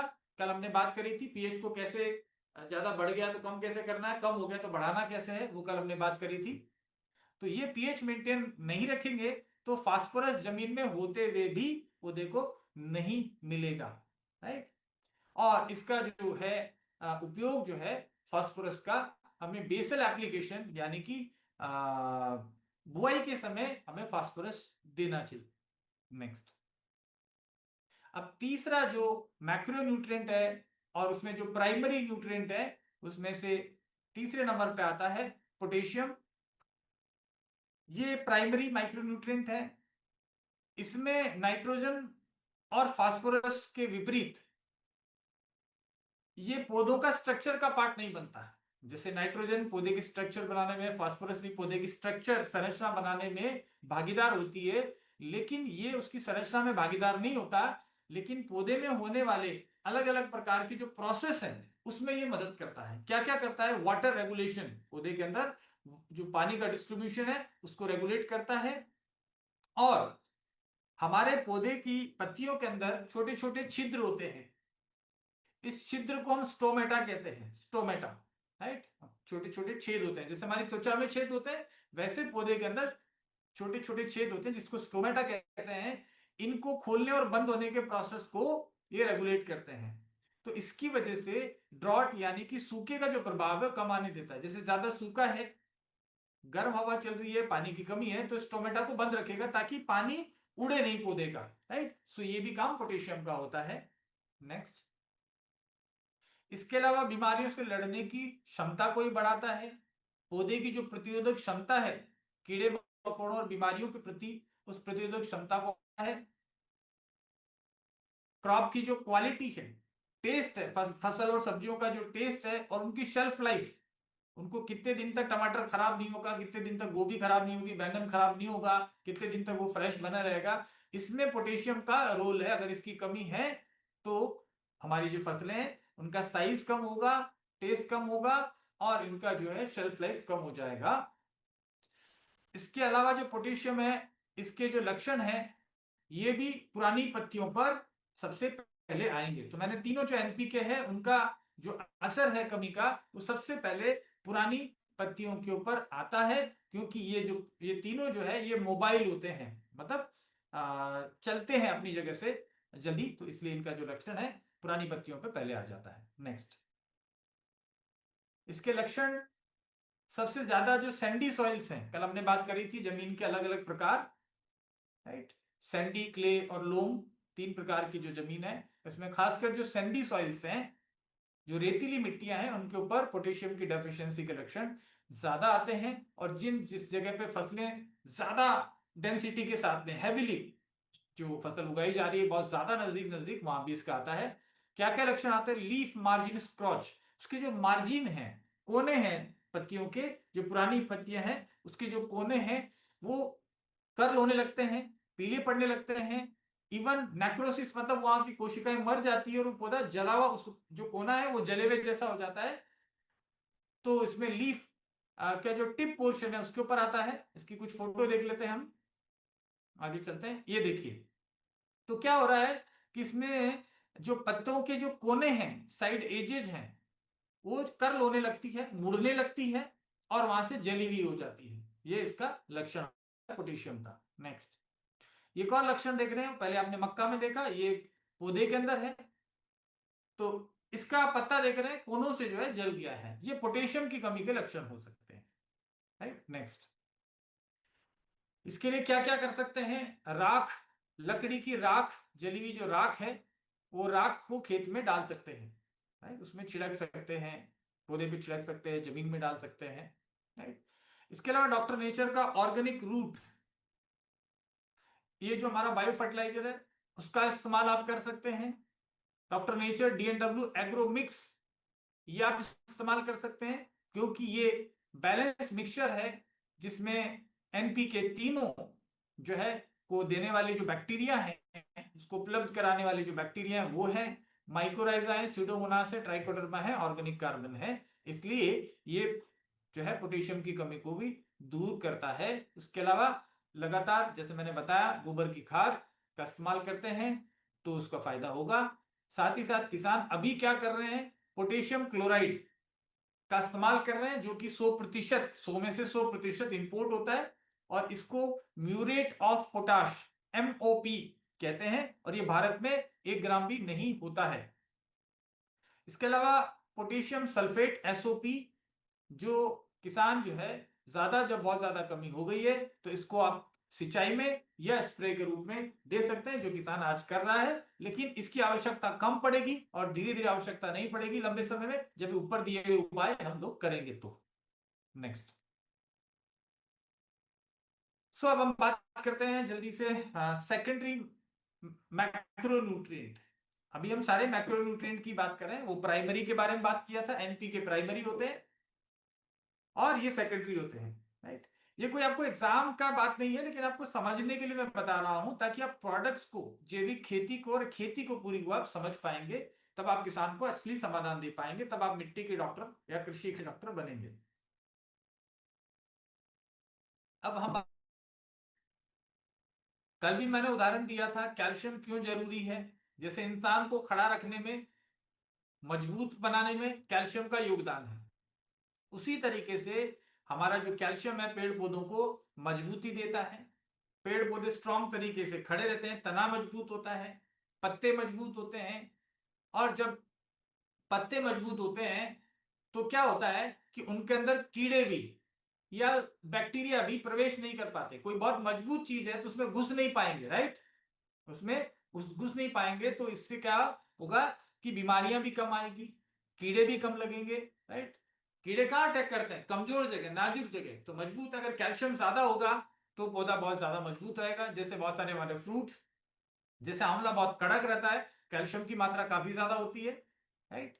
सो बहुत सारे पौधों के छिलकों में कैल्शियम काफी होता है, राइट, वो उसको बचाते हैं। तो कैल्शियम की कमी होगी तो ये सारी समस्या होगी, बीमारियां ज्यादा लगेगी, पौधा जल्दी गिर जाएगा, रूट का डेवलपमेंट, कोशिकाएं मजबूत नहीं रहेगी। और रूट का जो टिप है, अब आप देखिए कि जड़ें जमीन में कैसे जाती हैं। जड़ें हमारी जमीन में, मिट्टी में कैसे घुसती है? तो हमारा जो जड़ है उसके आगे का जो हिस्सा है, रूट टिप बोलते हैं, रूट टिप, वो तीर की तरह काम करता है। जैसे तीर है ना, तीर छोड़कर अंदर जाके घुस जाता है, ऐसे उसका जो टिप है वो तीर की तरह होता है। और वो बहुत मजबूत होता है, कैल्शियम वहां बहुत ज्यादा चाहिए होता है, वहां कैल्शियम स्टोर रहता है, और उसकी वजह से जमीन को फाड़ता हुआ आगे चले जाता है, जमीन को छेदता हुआ आगे बढ़ता रहता है, बढ़ता रहता है। तो जितना ज्यादा कैल्शियम होगा वो ज्यादा मजबूती से जमीन में घुस पाएगा, और जितना ज्यादा जमीन में घुस के जड़ें बड़ी होगी उतना ही ज्यादा एरिया से पोषण इकट्ठा कर पाएगा, है आसपास के एरिया से वो इकट्ठा कर पाएगा। तो रूट का जो ग्रोथ है वो भी अच्छा होगा, यानी कि जड़ें अच्छी बढ़ेगी। नेक्स्ट। बाकी जो है न्यूट्रिएंट का जो अपटेक है वो अच्छा कर पाएगा, क्योंकि जड़ें ज्यादा बढ़ेगी तो ज्यादा तरीके से वो कर पाएगा। इसका भी जो लक्षण है, डेफिशिएंसी अपीयर्स फर्स्ट। अब यहां पे आप अंतर देखिए, अभी तक हमने उनकी जो कमी का लक्षण है वो पुरानी पत्तियों पे पहले आ रहा था। जितनी पुरानी पत्तियां हैं, वृद्ध पत्तियों पे, जवान पत्तियों पे कम आ रहा था, यहां उल्टा हो रहा है। या जवान जगह पे, कच्ची जगह पे, नाजुक जगह पे, नई जगह पे, नई पत्तियों पे, या जड़ की टिप पे, आखिरी हिस्सा। टिप्स पे, यंग लीव्स पे ज्यादा होता है, क्योंकि ये इमोबाइल है, ये आसानी से बढ़ता नहीं है, पड़ा रहता है जहां पड़ा। सुस्त बोलते हैं कैल्शियम को, ये सुस्त पड़ा है, इसको उठा के इसके पास पहुंच गई जड़ तो इसको ले लेगी, नहीं पहुंची तो पड़ा है जमीन में ऐसे ही पड़ा हुआ है, राइट। इमोबाइल है ये, इसलिए इसकी कमी का लक्षण जो है तुरंत नई पत्तियों के ऊपर आता है, राइट, क्योंकि आलसी पहुंचता ही नहीं है वहां तक, तो नई पत्तियों के अंदर कमी आ जाती है। नेक्स्ट। हमारी जो लीफी वेजिटेबल्स है, जैसे हमारा गोभी है, राइट, इसके अंदर क्या होता है, अगर कैल्शियम की मात्रा भरपूर मिल रही है तो उसका टिप बर्न, उसका आगे का जो टिप है वो जलेगा नहीं, जलेगा जैसा नहीं होगा, शेल्फ लाइफ, इसकी क्वालिटी अच्छी होगी। गोभी का जो फूल है, हेड है, वो अच्छा बनेगा, राइट। इसके अलावा मौसम जो टमाटर है और मिर्ची है, बैंगन है, इसमें आप देखते होंगे, आगे मैं फोटो दिखाऊंगा, तो उसका नीचे का हिस्सा काला पड़ जाता है, जैसे कोई फफूंद लग गई हो। बहुत सारे किसान, नए नए किसान, इसको फफूंद का रोग समझ के वहां पे दवाई छिड़क देते हैं, जबकि वो दवाई की जरूरत नहीं है, वो कैल्शियम की कमी है, राइट। ये आगे प्रॉब्लम होता है। नेक्स्ट। बहुत सारे जो और फसलें हैं, जैसे कि आपका आलू है, मटर है, वहां पे अंदर की तरफ ब्राउनिंग, अंदर की तरफ जो आलू ब्राउन हो जाता है ना, जैसे लगता है जैसे कोई सड़ गया हो, फंगस आ गई हो, उस तरीके की प्रॉब्लम कैल्शियम की कमी से आती है। और फ्रूट जो डेवलपमेंट है, फ्रूट अच्छे से डेवलप नहीं हो पाता है। एप्पल, मैंगो, सिट्रस और ग्रेप्स जैसी फसलों के अंदर फ्रूट क्रैक भी हो जाता है, टूट जाता है, राइट। आगे देखते हैं तो अल्टीमेटली इसकी जो शेल्फ लाइफ है वो भी कमजोर हो जाएगी। तो आप देख रहे हैं टमाटर की क्या हालत होगी कैल्शियम की कमी की वजह से, राइट। आखिर बाकी जो फसलें देख रहे हैं वहां पे आप कैसी स्थिति हो गई, उसको ठीक से विकास नहीं हो रहा है, राइट। नेक्स्ट। इसको पूर्ति करने के लिए क्या क्या रेमेडीज करनी है? Calcium carbonate to correct acidic soil, right, जमीन में एसिडिक ज्यादा होगी तो ये कैल्शियम की कमी हो जाएगी। तो इसको पूर्ति करने के लिए कैल्शियम कार्बोनेट हम लोग डाल सकते हैं। जिप्सम हम डालेंगे ऐसी जमीन के अंदर जो एल्कलाइन है, ज्यादा एल्कलाइन जमीन है वहां भी कैल्शियम जो है अवेलेबल नहीं हो पाएगा, तो ऐसी जमीन के अंदर हम कैल्शियम सल्फेट, और एसिडिक जो जमीन है उसमें कैल्शियम कार्बोनेट, कैल्शियम की पूर्ति करना है। तो जमीन का जो अगर एसिडिक है वहां पे तो कैल्शियम कार्बोनेट, क्योंकि चूना जो है वो अल्कलाइन बनाता है जमीन को, और जिप्सम वहां डालिए जहां पे जमीन अल्कलाइन है, राइट। इसके अलावा जो है आज किसान क्या कर रहा है, कैल्शियम नाइट्रेट या कैल्शियम क्लोराइड का जो है वो स्प्रे कर रहा है, तो वो कमी अगर ज्यादा हुई तो वो स्प्रे कर सकते हैं। और जो इरिगेशन है वो बराबर टाइम टू टाइम करते रहिए, और ऑर्गेनिक मैटर का जो मात्रा है उसको बढ़ाइए, जो कि मैंने बताया था हमारी देसी खादों से, डॉक्टर नेचर के बायो फर्टिलाइजर से हम जो है जैविक कार्बन की मात्रा बढ़ा सकते हैं, और इसमें मृदा रक्षक डॉक्टर नेचर का वो कैल्शियम की कमी को पूर्ति करने में सहयोग करेगा। नेक्स्ट, अब दूसरा जो पौष्टिक तत्व है मैग्नीशियम। हम जब व्हीट ग्रास की बात करते हैं तो हम बताते हैं कि व्हीट ग्रास में मैग्नीशियम काफी मात्रा में होता है, और इसका जो क्लोरोफिल है व्हीट ग्रास का, वो इंसान के खून की तरह होता है, और इसको ग्रीन ब्लड भी कहा जाता है। तो इसमें महत्वपूर्ण रोल जो निभाता है वो पेड़ पौधों में मैग्नीशियम निभाता है। मैग्नीशियम मतलब हमारे गेहूं में भी पत्ते में जो मैग्नीशियम बहुत ज्यादा मात्रा में होता है, और बाकी चीजें भी होती है। तो मैग्नीशियम सेकेंडरी मैक्रोन्यूट्रिएंट है, और ये पौधे की जो ग्रोथ है और मेटाबॉलिज्म उसके लिए बहुत इंपॉर्टेंट है, और क्लोरोफिल का मुख्य घटक है। क्लोरोफिल बनाने में मदद करता है, एंजाइम्स को एक्टिवेट करता है। इसके अलावा ये ग्रोथ में मदद करता है, और मैग्नीशियम की कमी के जो लक्षण हैं वो पुरानी पत्तियों के ऊपर पहले आते हैं। जैसा भी हमने बात करा था कैल्शियम वो नई पत्तियों पे आएगा, लेकिन इसका असर जो है पुरानी पत्तियों पे आएगा, और ये प्रोटीन के निर्माण में भी मदद करता है। नेक्स्ट, बाकी के इसके सिम्टम्स बाद में आप और पढ़ सकते हैं। चलिए नेक्स्ट। इसके जो डेफिशिएंसी सबसे ज्यादा कहाँ आती है, सैंडी सॉइल्स में भी आती है, एसिडिक सॉइल में आती है, और ऐसी जमीन जहां पे ज्यादा मात्रा में पोटेशियम या कैल्शियम डाला गया हो, ऐसी जमीन में इसकी कमी आ जाती है मैग्नीशियम की। और इसको ठीक करने के लिए बहुत ज्यादा कमी हो गई है, पौधों की स्थिति खराब हो रही है, तो मैग्नीशियम सल्फेट ये मिनरल है, ये डाला जा सकता है। और foliar spray of 1 to 2% magnesium sulphate solution, percent का जो सॉल्यूशन है, यानी कि 1 से 2 ग्राम 1 लीटर पानी में मिला के, इस रेशियो में मिला के आप स्प्रे कर सकते हैं। और बाकी अगर आप बायो फर्टिलाइजर वगैरह बराबर मात्रा में दे रहे हैं, जमीन आपका जो है एसिडिक नहीं है, पीएच बैलेंस है, ऑर्गेनिक कार्बन है, तो ये कमियां नहीं आती है। और इवन गोमूत्र का स्प्रे कर सकते हैं। लेकिन जब बहुत ज्यादा कमी हो गई है तो फिर हमें इमीडिएटली फिर इन चीजों पे जाना पड़ता है। नेक्स्ट, मैग्नीशियम रिच कौन कौन सी खादें हैं, जैसे मैंने बताया पहले भी, कंपोस्ट जो खासकर हरी खादों से, हरी पत्तियां वगैरह से बनाया गया हो, जैसे आपके केले के जो पत्ते हैं, लेग्यूम्स की आपकी जो दलहनी फसलें हैं उनके जो अवशेष हैं, और जो ग्रीन पार्ट है उनको इकट्ठा करके, और इसका जो है फर्टिलाइजर जो बनाया जाए कंपोस्ट, इन सारी चीजों को, इवन घर की आपकी रसोई से निकलने वाला जितना भी कचरा है, राइट, इस सब से अगर बनाया जाए कंपोस्ट, तो इसके लिए मैग्नीशियम की पूर्ति आसानी से हो जाती है। जो है आपका केचुए की खाद, ये बना के डाल सकते हैं, और अगर आप जैविक खेती करेंगे तो धीरे धीरे केचुए आपकी खेत में खुद ही बढ़ जाएंगे, तो ये कमी होगी नहीं।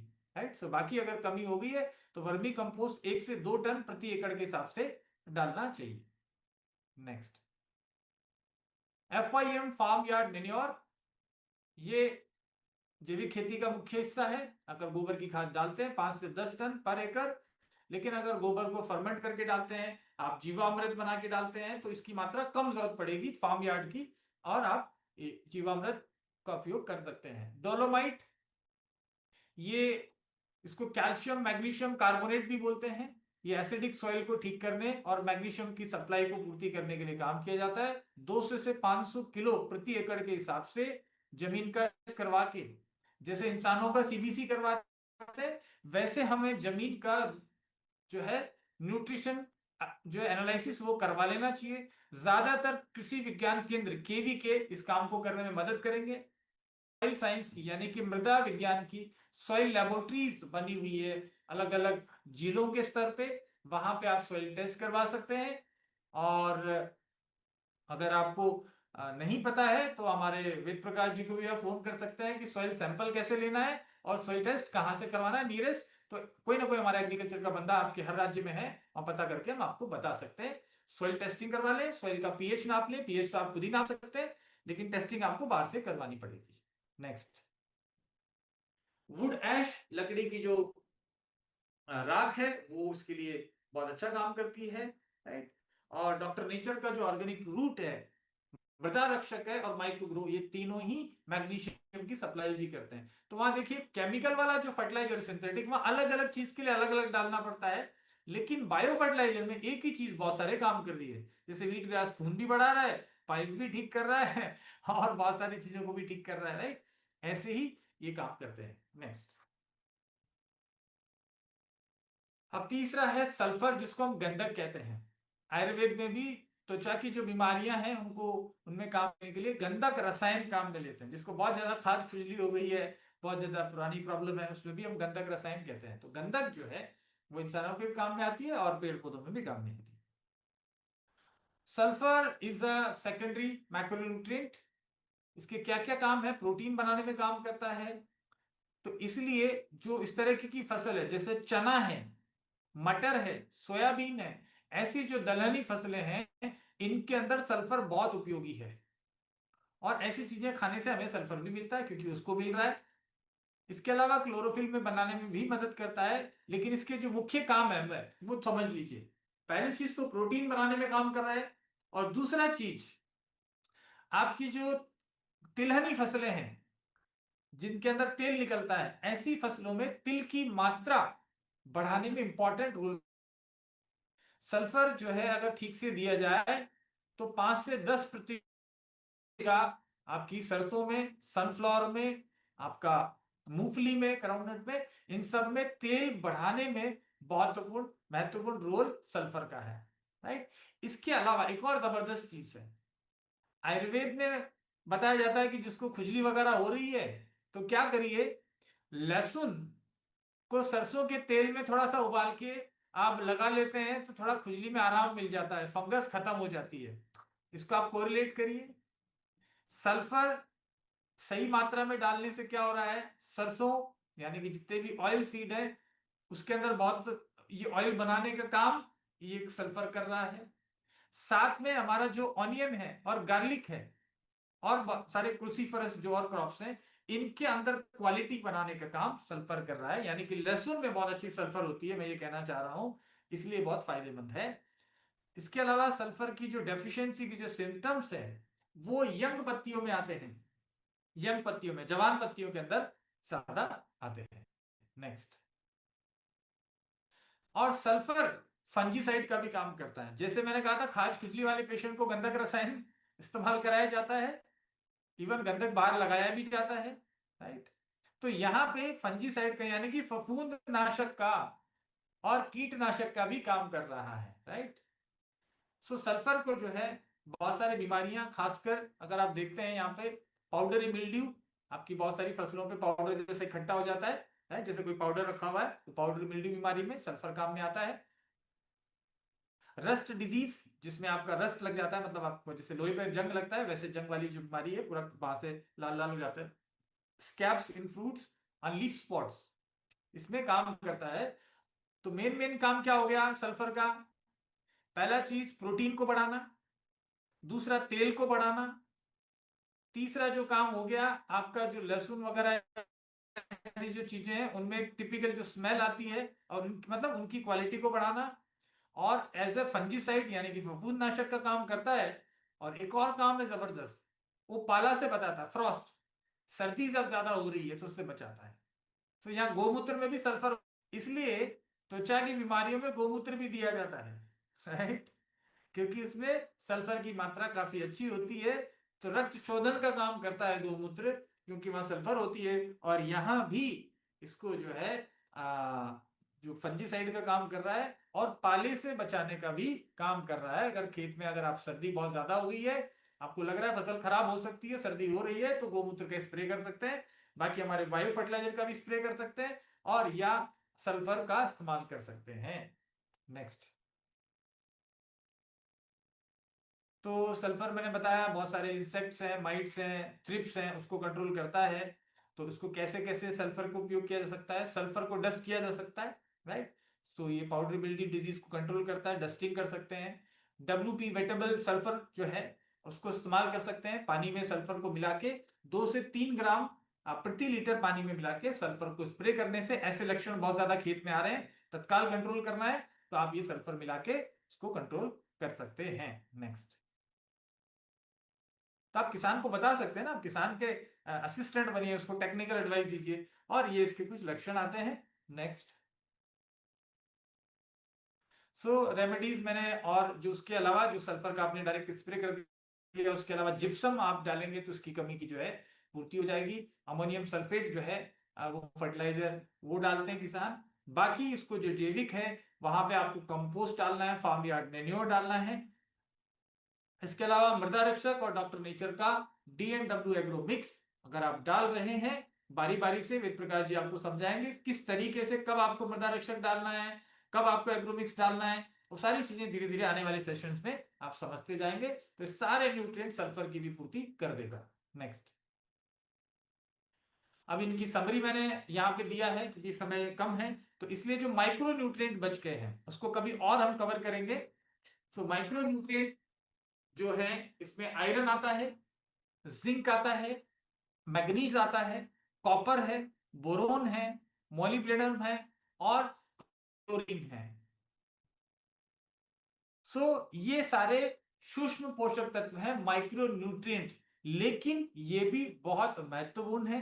जैसे आप समझ रहे हैं जिंक, जिंक की कमी से भारत में आज बहुत बड़ी समस्या हो गई है। जिंक प्रतिरोधक क्षमता बढ़ाने का काम करता है, तो हमारी जमीन में आज जिंक की कमी बहुत ज्यादा है। जमीन में कम होने की वजह से पेड़ पौधों को कम मिल रही है, पेड़ पौधों में कम मिलने से उनको हम जो खा रहे हैं उससे हमारे को जिंक कम मिल रहा है, हमारी प्रतिरोधक क्षमता कमजोर हो रही है। और कोरोना में बताया गया कि विटामिन सी और जिंक खाओ। बच्चों को दस्त हो जाते हैं तो जिंक की गोली दी जाती है, राइट, क्योंकि उससे इम्यूनिटी बढ़ती है, बहुत सारे बैक्टीरिया को कंट्रोल कर पाता है। तो कुल मिला के ये जो न्यूट्रिएंट है जो पौधों को देने चाहिए वो हमें इंसानों को भी प्रभावित करते हैं, और उसको देने के लिए डॉक्टर नेचर के बायो फर्टिलाइजर ये सारे माइक्रो न्यूट्रिएंट भी देने में मदद करेगा। और मैंने फ्री के उपाय भी बता दिए आप किस तरीके से आप खेत में क्या क्या चीजें और उपयोग कर सकते हैं। नेक्स्ट, आपको धन्यवाद। बाकी छोटे छोटे टिप्स हैं, और टिप्स ये हैं कि सॉइल टेस्टिंग आप करवाते रहें हर साल। फसल को उगाने से पहले, नई फसल लेने से पहले आपका सॉइल टेस्टिंग करवा लें। उसके लिए कृषि विज्ञान केंद्र आसपास में है, उससे आप जरूर संपर्क करें, वो आपको गाइड करेंगे। और जमीन के अंदर आप न्यूट्रिशन का बैलेंस बना के रखें, ऑर्गेनिक मैटर बढ़ा के रखें, जिसके लिए जीवामृत, घन जीवामृत, कंपोस्ट, ये सब चीजें हैं। और जो माइक्रो न्यूट्रिएंट बहुत ज्यादा कमी हो गया है, जैसे कैल्शियम है, मैग्नीशियम है, सल्फर, तो आप इसकी बहुत अचानक बहुत ज्यादा कमी है तो आप इसका स्प्रे आप कर सकते हैं, इससे तत्काल प्रभाव से लाभ मिलेगा। और ओवर फर्टिलाइजेशन, बहुत ज्यादा जो किसान यूरिया डाल रहा है, डीएपी डाल रहा है, इसकी वजह से ये माइक्रो न्यूट्रिएंट लॉक हो जाते हैं, यानी कि इनकी अधिकता होने की वजह से पीएच खराब हो जाता है। और जब पीएच खराब मतलब जमीन का हाजमा खराब, और जमीन का हाजमा खराब तो पोषक तत्व पौधे को मिल नहीं पाते हैं। बैलेंस करना पड़ेगा। नेक्स्ट,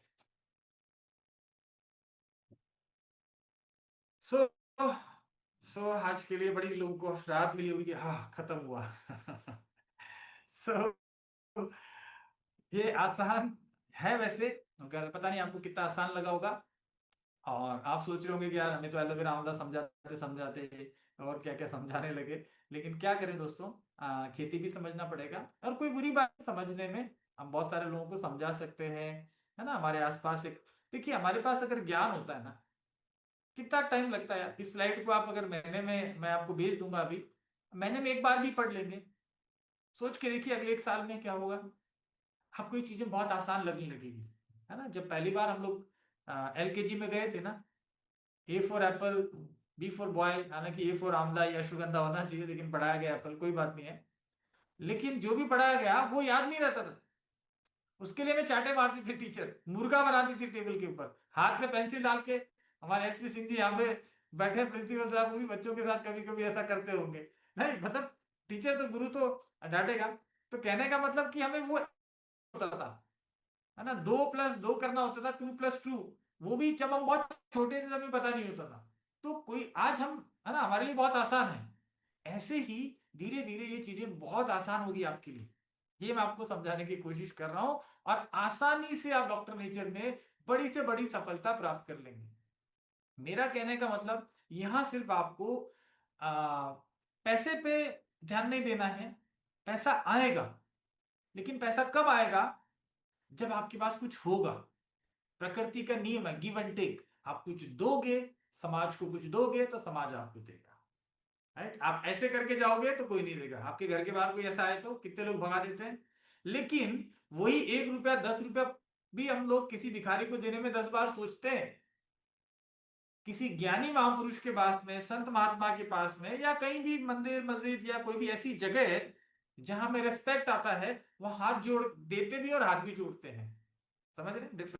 क्योंकि वो ऐसे लेने के लिए नहीं खड़े, वो ऐसे खड़े हैं वहां पे। राइट।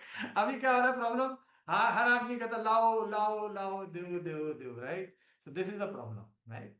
तो हम देने की कोशिश करिए, समाज को कुछ देने की कोशिश करिए। किसान को फ्री में बता दो यार, बनाना, उसके खेत में जाके जीवामृत बनवा दो एक के खेत में। मैं कहता हूँ कुछ मत लो, कुछ डॉक्टर नेचर का प्रोडक्ट ना बेचो, उसको ऐसे ही सिखा दो। उसके लक्षण जाते हैं, जा रहे हो बाइक से साइड से गुजर रहे हो, देख लिया, अरे यार भाई साहब मुझे लग रहा है आपके खेत के अंदर जिंक की कमी आ रही है। हाँ, पहचानना आना चाहिए, कहीं उल्टा मत बता देना हमारे को। कहने का मतलब धीरे धीरे आप सीख जाओगे। आप ऑब्जर्व करना शुरू करो, देखना शुरू करो अपने चारों तरफ क्या क्या हो रहा है, राइट। तो धीरे धीरे आप लोगों को दे पाओगे। जरूरी नहीं है कि आप बहुत ज्यादा मात्रा में डॉक्टर नेचर के प्रोडक्ट ये वाले बेचना चाहो। आप, हो सकता है हेल्थ प्रोडक्ट में आपका इंटरेस्ट है, लेकिन नॉलेज होना चाहिए। हो सकता है आपकी टीम में कोई लोग सिर्फ एग्रीकल्चर पे बिजनेस करना चाहेंगे, तो उनको क्यों छोड़ना है? उनको भी तो सिखाना पड़ेगा ना। और क्या मुश्किल हुआ? आपने कल दिया एक 1.5 घंटा, आज आपने 1.5 घंटा दिया, तो कौन सा बहुत भारी आपको तकलीफ तो नहीं हुई होगी, राइट। लेकिन बहुत सारे लोग हैं जो नहीं आ पाए, राइट। उनका क्या करें, राइट। सोच के देखिए, मानसिकता का फर्क है ना। ऐसे ऐसे लोग, आप सोच के देखिए, मतलब क्या बोलूं मैं, है ना। आजकल मैंने बोलना भी छोड़ दिया है, छोड़ो यार, छोड़ो कल की बात, कुछ सुधरने वाले नहीं है, है ना। टीबी तिवारी की सेहत पे कोई फर्क नहीं पड़ेगा, बढ़िया एलोवेरा खा रहा हूँ, बढ़िया सीबकतोन पी रहा हूँ, बढ़िया फिट है, लीवर किडनी हार्ट सब फर्स्ट क्लास है, बैंक में बैलेंस भी बढ़िया है, घर भी बढ़िया है, सब बढ़िया है, बच्चे बच्चे सब बढ़िया है, फैक्ट्री धनाधन चल रही है, ट्रक भर करके जा रहा है, यूरोप का मार्केट खुल गया है, रोज एक नया कस्टमर यूरोप से मेल आ रही है, कोटेशन दे रहे हैं, रेट बेच रहे हैं, पैसे एडवांस आ रहे हैं, मस्त जिंदगी चल रही है, टेंशन लेने का नहीं, राइट। अभी बाकी बहुत सारे लोग इधर उधर टेंशन में घूम रहे हैं, मीटिंग में आ नहीं रहे, ट्रेनिंग में आ नहीं रहे, कहता प्लान दिखाने जा रहा हूँ, 10 साल से दिखा रहा है। एक्सपोर्ट की बात कर रहा था, देखो हमारे एक्सपोर्ट के कस्टमर है पुनीत जी, यूके से, है ना। 75 लाख रुपए डाला, उन्हीं का फोन आता है, ठीक है। पैसे भी डालते हैं, पैसे फोन भी करते हैं टाइम पे, right? तो कहने का मतलब ये है कि हमें सीखने पे जोर देना पड़ेगा, राइट। ये सिर्फ कॉपियां भर के प्लान दिखाने में, बल्कि होना ही चाहिए। दोस्तों, मैं आपको एग्जांपल देता हूं। मैं गया था झारखंड, तो मुझसे मिलने के लिए कोई आए, उनको मैंने टाइम दिया था कि आप 7 बजे आ जाइए। वो आए लगभग 8 बजे। तो मैंने उनको रिसेप्शन पे, उन्होंने फोन किया कि, मैंने कहा सर मैं भी बोला सर कोई बैठा है क्या रूम में? मैंने कहा नहीं, मैं जूम मीटिंग में हूं, हमारे एक लीडर प्रेजेंटेशन कर रहे हैं, तो मैं उसको सुन रहा हूं। वो कहता है सर कि सर लीडर कर रहे हैं ना, सर आपका नहीं है ना प्रेजेंटेशन? मेरा नहीं, कंपनी का है, और जब कंपनी का है मतलब मेरा है। तो उनका प्रेजेंटेशन हो रहा है, तो सर मैं आपको 1-1.5 घंटे बात नहीं कर पाऊंगा, आप थोड़ा लेट आए। तो कहते हैं कि सर तो मैं रूम में आ सकता हूं? मैंने कहा आ जाओ। वो मेरे रूम में 1.25 घंटे बैठे रहे, एक शब्द ना मैंने बोला ना उसने बोला, स्पीकर पे मोबाइल था, वो भी सुन रहे थे, मैं भी सुन रहा था। ज्वाइन करने से पहले ही समझ में आ गया डॉक्टर नेचर में क्या करना होता है। जब लीडर, उनका सम्मान देना उनको आ गया, और उसके बजाय मैं कहता कि बैठो मैं आपको प्लान दिखाता हूं, मैं प्रोडक्ट दिखाता हूं, मैं बिजनेस में ज्वाइन कराता, ऐसे व्यक्ति को ज्वाइन करा के मैं क्या सिखाने जा रहा हूं? वो ज्वाइन कर भी लेंगे तो क्या हो जाएगा? चाहते हैं कि आपका बिजनेस बढ़े, आप चाहते हैं कि आपका बिजनेस युगांडा में भी बढ़ जाए, तो भाई साहब युगांडा की तो भाषा नहीं आती आपको, वहां जाके प्लान दिखाओगे? लेकिन ये सिस्टम की पावर है के अंदर। आप देखोगे डॉक्टर नेचर केन्या में जा रहा है, doctor nature doctor nature Malaysia में जा रहा है, और वहां जो होने वाला बिजनेस है उसका पैसा आपके अकाउंट में पे आउट में रिफ्लेक्ट करेगा। ये पे आउट का सिर्फ का फॉर्मेट बदल जाएगा कुछ समय में, या लिखा आएगा इंटरनेशनल मनी। इसके लिए हम काम करना है। उसके लिए काबिल तो बनना पड़ेगा। फोकट में ना तो मुझे मिला है, ना मैं किसी को चाहता हूं कि मिले।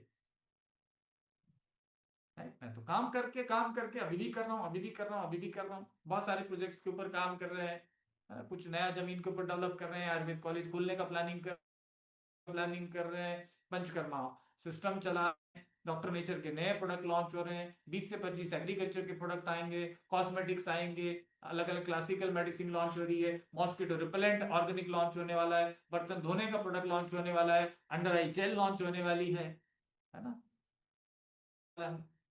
तो लगातार काम करने से हो रहा है, बैठ के खा खा के सोने से नहीं हो रहा है। ट्राई टू अंडरस्टैंड, नहीं सेक्रीफाइस करना पड़ेगा यार, इसको एंजॉय करो लाइफ को। सो अगर आपको फिर से याद दिला रहा हूं कि अगर आपके सीनियर अपलाइन मीटिंग के समय या आपके डाउनलाइन मीटिंग के समय फोन कर रहे हैं, फोन कट कर दीजिए, चाहे वो आपकी अपलाइन हो चाहे टीपी तिवारी हो, उनको फोन करके वापस बाद में मैसेज करिए, सर आपने गलत समय फोन किया था, मैं उस समय मेरा एजुकेशन चल रहा था। भगवान कसम इस सिस्टम को फॉलो करेंगे जिंदगी बहुत बेहतर होगी। मेरी बात नहीं भी मानोगे तो मैं आपको सच बता रहा हूं, फिर भगवान कसम मेरी जिंदगी पे कोई फर्क पड़ने वाला नहीं है। आपकी जिंदगी पे फर्क पड़ सकता है। ट्राई टू बिलीव, इस बात को विश्वास करने की कोशिश करिए, या फिर मेरी किसी बात पे विश्वास मत करिए। अभी तक मैंने जो बोला वो सब बकवास मान लीजिए, अभी तक मैंने जो प्रोडक्ट बनाया सब कुछ बकवास मान लीजिए, मुझे बकवास मान लीजिए। अगर मेरे को जो मानना है तो पूरा मानो, नहीं मानना तो मेरा 0% मानो फिर। राइट? ना आओ या फिर सभी मीटिंग में आओ, इमरजेंसी हो गई बात अलग है, लेकिन समझने की कोशिश करो। बहुत सारे लोग बैठे हैं किसी और राज्य में, उनकी आज डाउनलाइन इधर बैठ के दूसरे राज्य में ट्रेनिंग ले रही है, प्रोडक्ट के बारे में समझ रही, प्रोडक्ट के बारे में नहीं आता, उसको अपलाइन को खुद को कैल्शियम के बारे में नहीं मालूम अभी क्योंकि उसने ज्वाइन किया है, लेकिन आज इस मीटिंग के माध्यम से वो दोनों साथ साथ सीख पा रहे हैं। ये पूरा देश में और दुनिया में मल्टीप्लीकेशन होगा। इस सिस्टम का पावर होता है। दिन में 2 घंटा 3 घंटा एजुकेशन के लिए खर्च करना पड़ेगा, समय निकालना पड़ेगा, सक्सेसफुल बनना है तो। और सारे दिन सोशल मीडिया को छोड़िए, सारे लोगों से ज्ञान लेना कम करिए, अपने अंदर झांकिए। अंदर झांकने के लिए आपको अच्छी किताबें पढ़नी पड़ेगी। इधर ढेर लगा हुआ है, लाइन से फोन करके पूछिए, डाउनलाइन से फोन करके पूछिए कौन सी किताब पढ़ते हो भाई, सर आपकी किताब मुझे भेजिए ना, फोन व्हाट्सअप करिए आप कौन सी किताब पढ़ रहे हैं इन दिनों, फोटो मंगाइए। आपको हक है अपने अपलाइन को जानने का, आपको हक है आपके डाउनलाइन को जानने का, समय दे रहे हैं भैया, फोन करिए, सर कौन सी किताब पढ़ूं, आप कौन सी किताब पढ़ रहे हैं सर इन दिनों, पिछले महीने कौन सी किताब पढ़ी थी सर। अगले 10 साल के अंदर आप 500 किताबों को चाट के खा जाओ, 500 books, at least 300 book, at least 100 book. क्योंकि पिछले 10 साल में अब तक क्या कर लिया, क्या पिछले पिछले 10 साल में आपने 100 बुक किताब पढ़ी? नहीं पढ़ी ना। आप जो कुछ भी हो आपके पूर्व में करे गए कर्मों का नतीजा हो। आपने पूर्व में जो खाया वैसा आपका शरीर बना, जैसा आपने पूर्व में पढ़ा वैसा आपका दिमाग बना, और आपका दिमाग आपके शरीर पे भी भारी पड़ता है, क्योंकि दिमाग आपको डिसीजन लेने के लिए, सक्सेसफुल होने के लिए, आप डिसीजन सही ले पाएंगे गलत ले पाएंगे इसके लिए आपका ये हिस्सा काम करेगा। आपको क्या खाना है क्या नहीं खाना ये भी आपको ये बताता है, समझ रहे हैं, ये हिस्सा बताता है। ये हिस्सा भारत के लोगों का कमजोर है, गरीबी का मूल कारण, किसी वैज्ञानिक ने कहा है। भारत में गरीबी का, असफल लोगों की संख्या ज्यादा होने का, क्राइम बढ़ने का, मर्डर होने का, रेप होने का, बदमाशी होने का, चोरी होने का, डायरेक्ट सेलिंग में फ्रॉड होने का, बैंक लूटने का, सबका कारण इधर है। और आप जो करेंगे आपके बच्चे वही करने वाले हैं।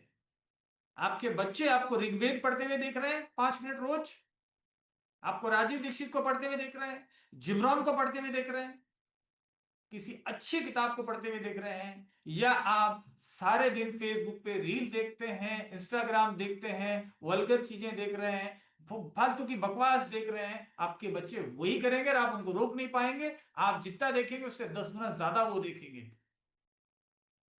आपकी सारी हरकतें आपका सारा खानदान करने वाला है। आप समाज को, बच्चों को क्या दे रहे हो? So education, education is very very essential. आपको घर बैठे लोग पैसे देके जाएंगे अगर आप में ज्ञान होगा तो। आपको लोग बुलाएंगे पैसे दे देके सेमिनार्स में। आज आपको बताऊं, ट्रेंड बदल चुका है। भारत में जिन लोगों को थोड़ी अच्छी संस्कृत आती है, आज वो करोड़ों रुपए कमा रहे हैं। जिन्होंने गीता को पढ़ा हुआ है, जिन्होंने वेदों को पढ़ा हुआ है, जिन्होंने बाइबल को पढ़ा हुआ है, जिसको भी अच्छी चीजें पढ़ी हुई है, जो मालूम है, ये फेसबुक वाला ज्ञान नहीं, सच में अच्छी किताब को पढ़ा हुआ है, वो ज्ञान बांट बांट के आज लोग इन बड़े फेसबुक और आपके यूट्यूब पे हीरो बनते पड़े हैं। करोड़ों लाखों लोग उनके फॉलोअर्स हैं। आप अगले 10 साल में क्या क्या कर सकते हैं आपको अंदाजा भी नहीं। डॉक्टर नेचर हर हाल में बढ़ेगा, हर हाल में बढ़ेगा। आप नहीं सीखोगे, कोई सीखने वाला तो लेके आऊंगा, ये पक्की बात है। दुनिया में, भारत में कमी नहीं है, और मैं किसी के भरोसे नहीं हूं। मैं सच बता रहा हूं, कोई एमडी नहीं बोलेगा, सब चढ़ाते हैं झाड़ पे आपको। मैं किसी के भरोसे नहीं हूं। मैं अपने आप पे भरोसा करता हूं, अपनी मेहनत पे भरोसा करता हूं, मैं उन लोगों पे भरोसा करता हूं जो सी काम कर रहे हैं। और मुझे मालूम है डॉक्टर नेचर में 5 से 10% लोग ऐसे हैं, वो 5 से 10% अपनी सोच को मल्टीप्लाई करेंगे। जैसे जमीन में माइक्रोब्स कर रहे हैं, 1000 से लाख, लाख से करोड़ हो रहे हैं, वैसे ही हम इस सोच को लेकर आगे बढ़ेंगे, मतलब बढ़ेंगे। डॉक्टर नेचर का टर्नओवर बढ़ेगा, मतलब बढ़ेगा। हम अच्छा प्रोडक्ट दे रहे हैं, अच्छा सिस्टम दे रहे हैं, ईमानदारी से काम कर रहे हैं। आज डॉक्टर नेचर 300% बढ़ चुका है। जिस दिन पहला महीना लॉन्च हुआ था तब से लेके आज तक का जो रेवेन्यू है परसेंटेज में देखेंगे तो, जहां भारत में ज्यादातर जमी जमाई कंपनियों का टर्नओवर गिर, मैं नाम नहीं लेना चाहता, बहुत सारी कंपनियों का पुरानी है, टर्नओवर हमसे ज्यादा है, लेकिन लगातार किसी का 40%, 50%, 150% गिरा है। और जब से डॉक्टर नेचर लॉन्च हुई तब से लेके आज तक, 2004 से लेके आज तक, भारत की जो मेन टॉप 25 कंपनियां थी, उसमें से 14 कंपनियां बंद होने की स्थिति में आ गई। सोच के देखिए, उसी समय में जब भारत की टॉप 25 में से 14 कंपनियां बंद होने की आज कगार में है, टाइम पे पे आउट नहीं दे पा रहे हैं, प्रोडक्ट नहीं दे पा रहे हैं, सप्लाई नहीं हो रहा है। यहां पे लगातार हम प्रोडक्ट पे प्रोडक्ट लॉन्च कर रहे हैं, टर्नओवर बढ़ रहा है, लोगों की इनकम बढ़ रही है, सिस्टम बेटर हो रहा है, डॉक्टर्स की संख्या बढ़ रही है। एग्रीकल्चर के प्रोडक्ट लॉन्च करने से पहले एग्रीकल्चर जो ट्रेनर है वो अपॉइंट किया गया है, एग्रीकल्चर प्रोडक्ट की ट्रेनिंग आपको दी जा रही है, फैक्ट्री पे बुलाया जा रहा है एजुकेशन देने के लिए, आरटीपी करने के लिए। मैं जा रहा हूं पूरे गांव गांव देश में, जहां मुझे बुलाया जा रहा है जा रहा हूं। बहुत सारी चीजें होने वाली है दोस्तों। आने वाले समय में आप देखेंगे कि मैं और अग्रेसिवली काम करने वाला हूं, और बहुत सारे कंटेंट आपके लिए, अच्छे अच्छे वीडियोस, अच्छी अच्छी नॉलेज, बहुत सारी चीज इकट्ठा करने वाले हैं। और भारत के दिग्गज जो एक्सपर्ट लोग हैं वेलनेस में, डायरेक्ट सेलिंग में, वो डॉक्टर नेचर के साथ में अपना एसोसिएशन बनाना शुरू कर चुके हैं।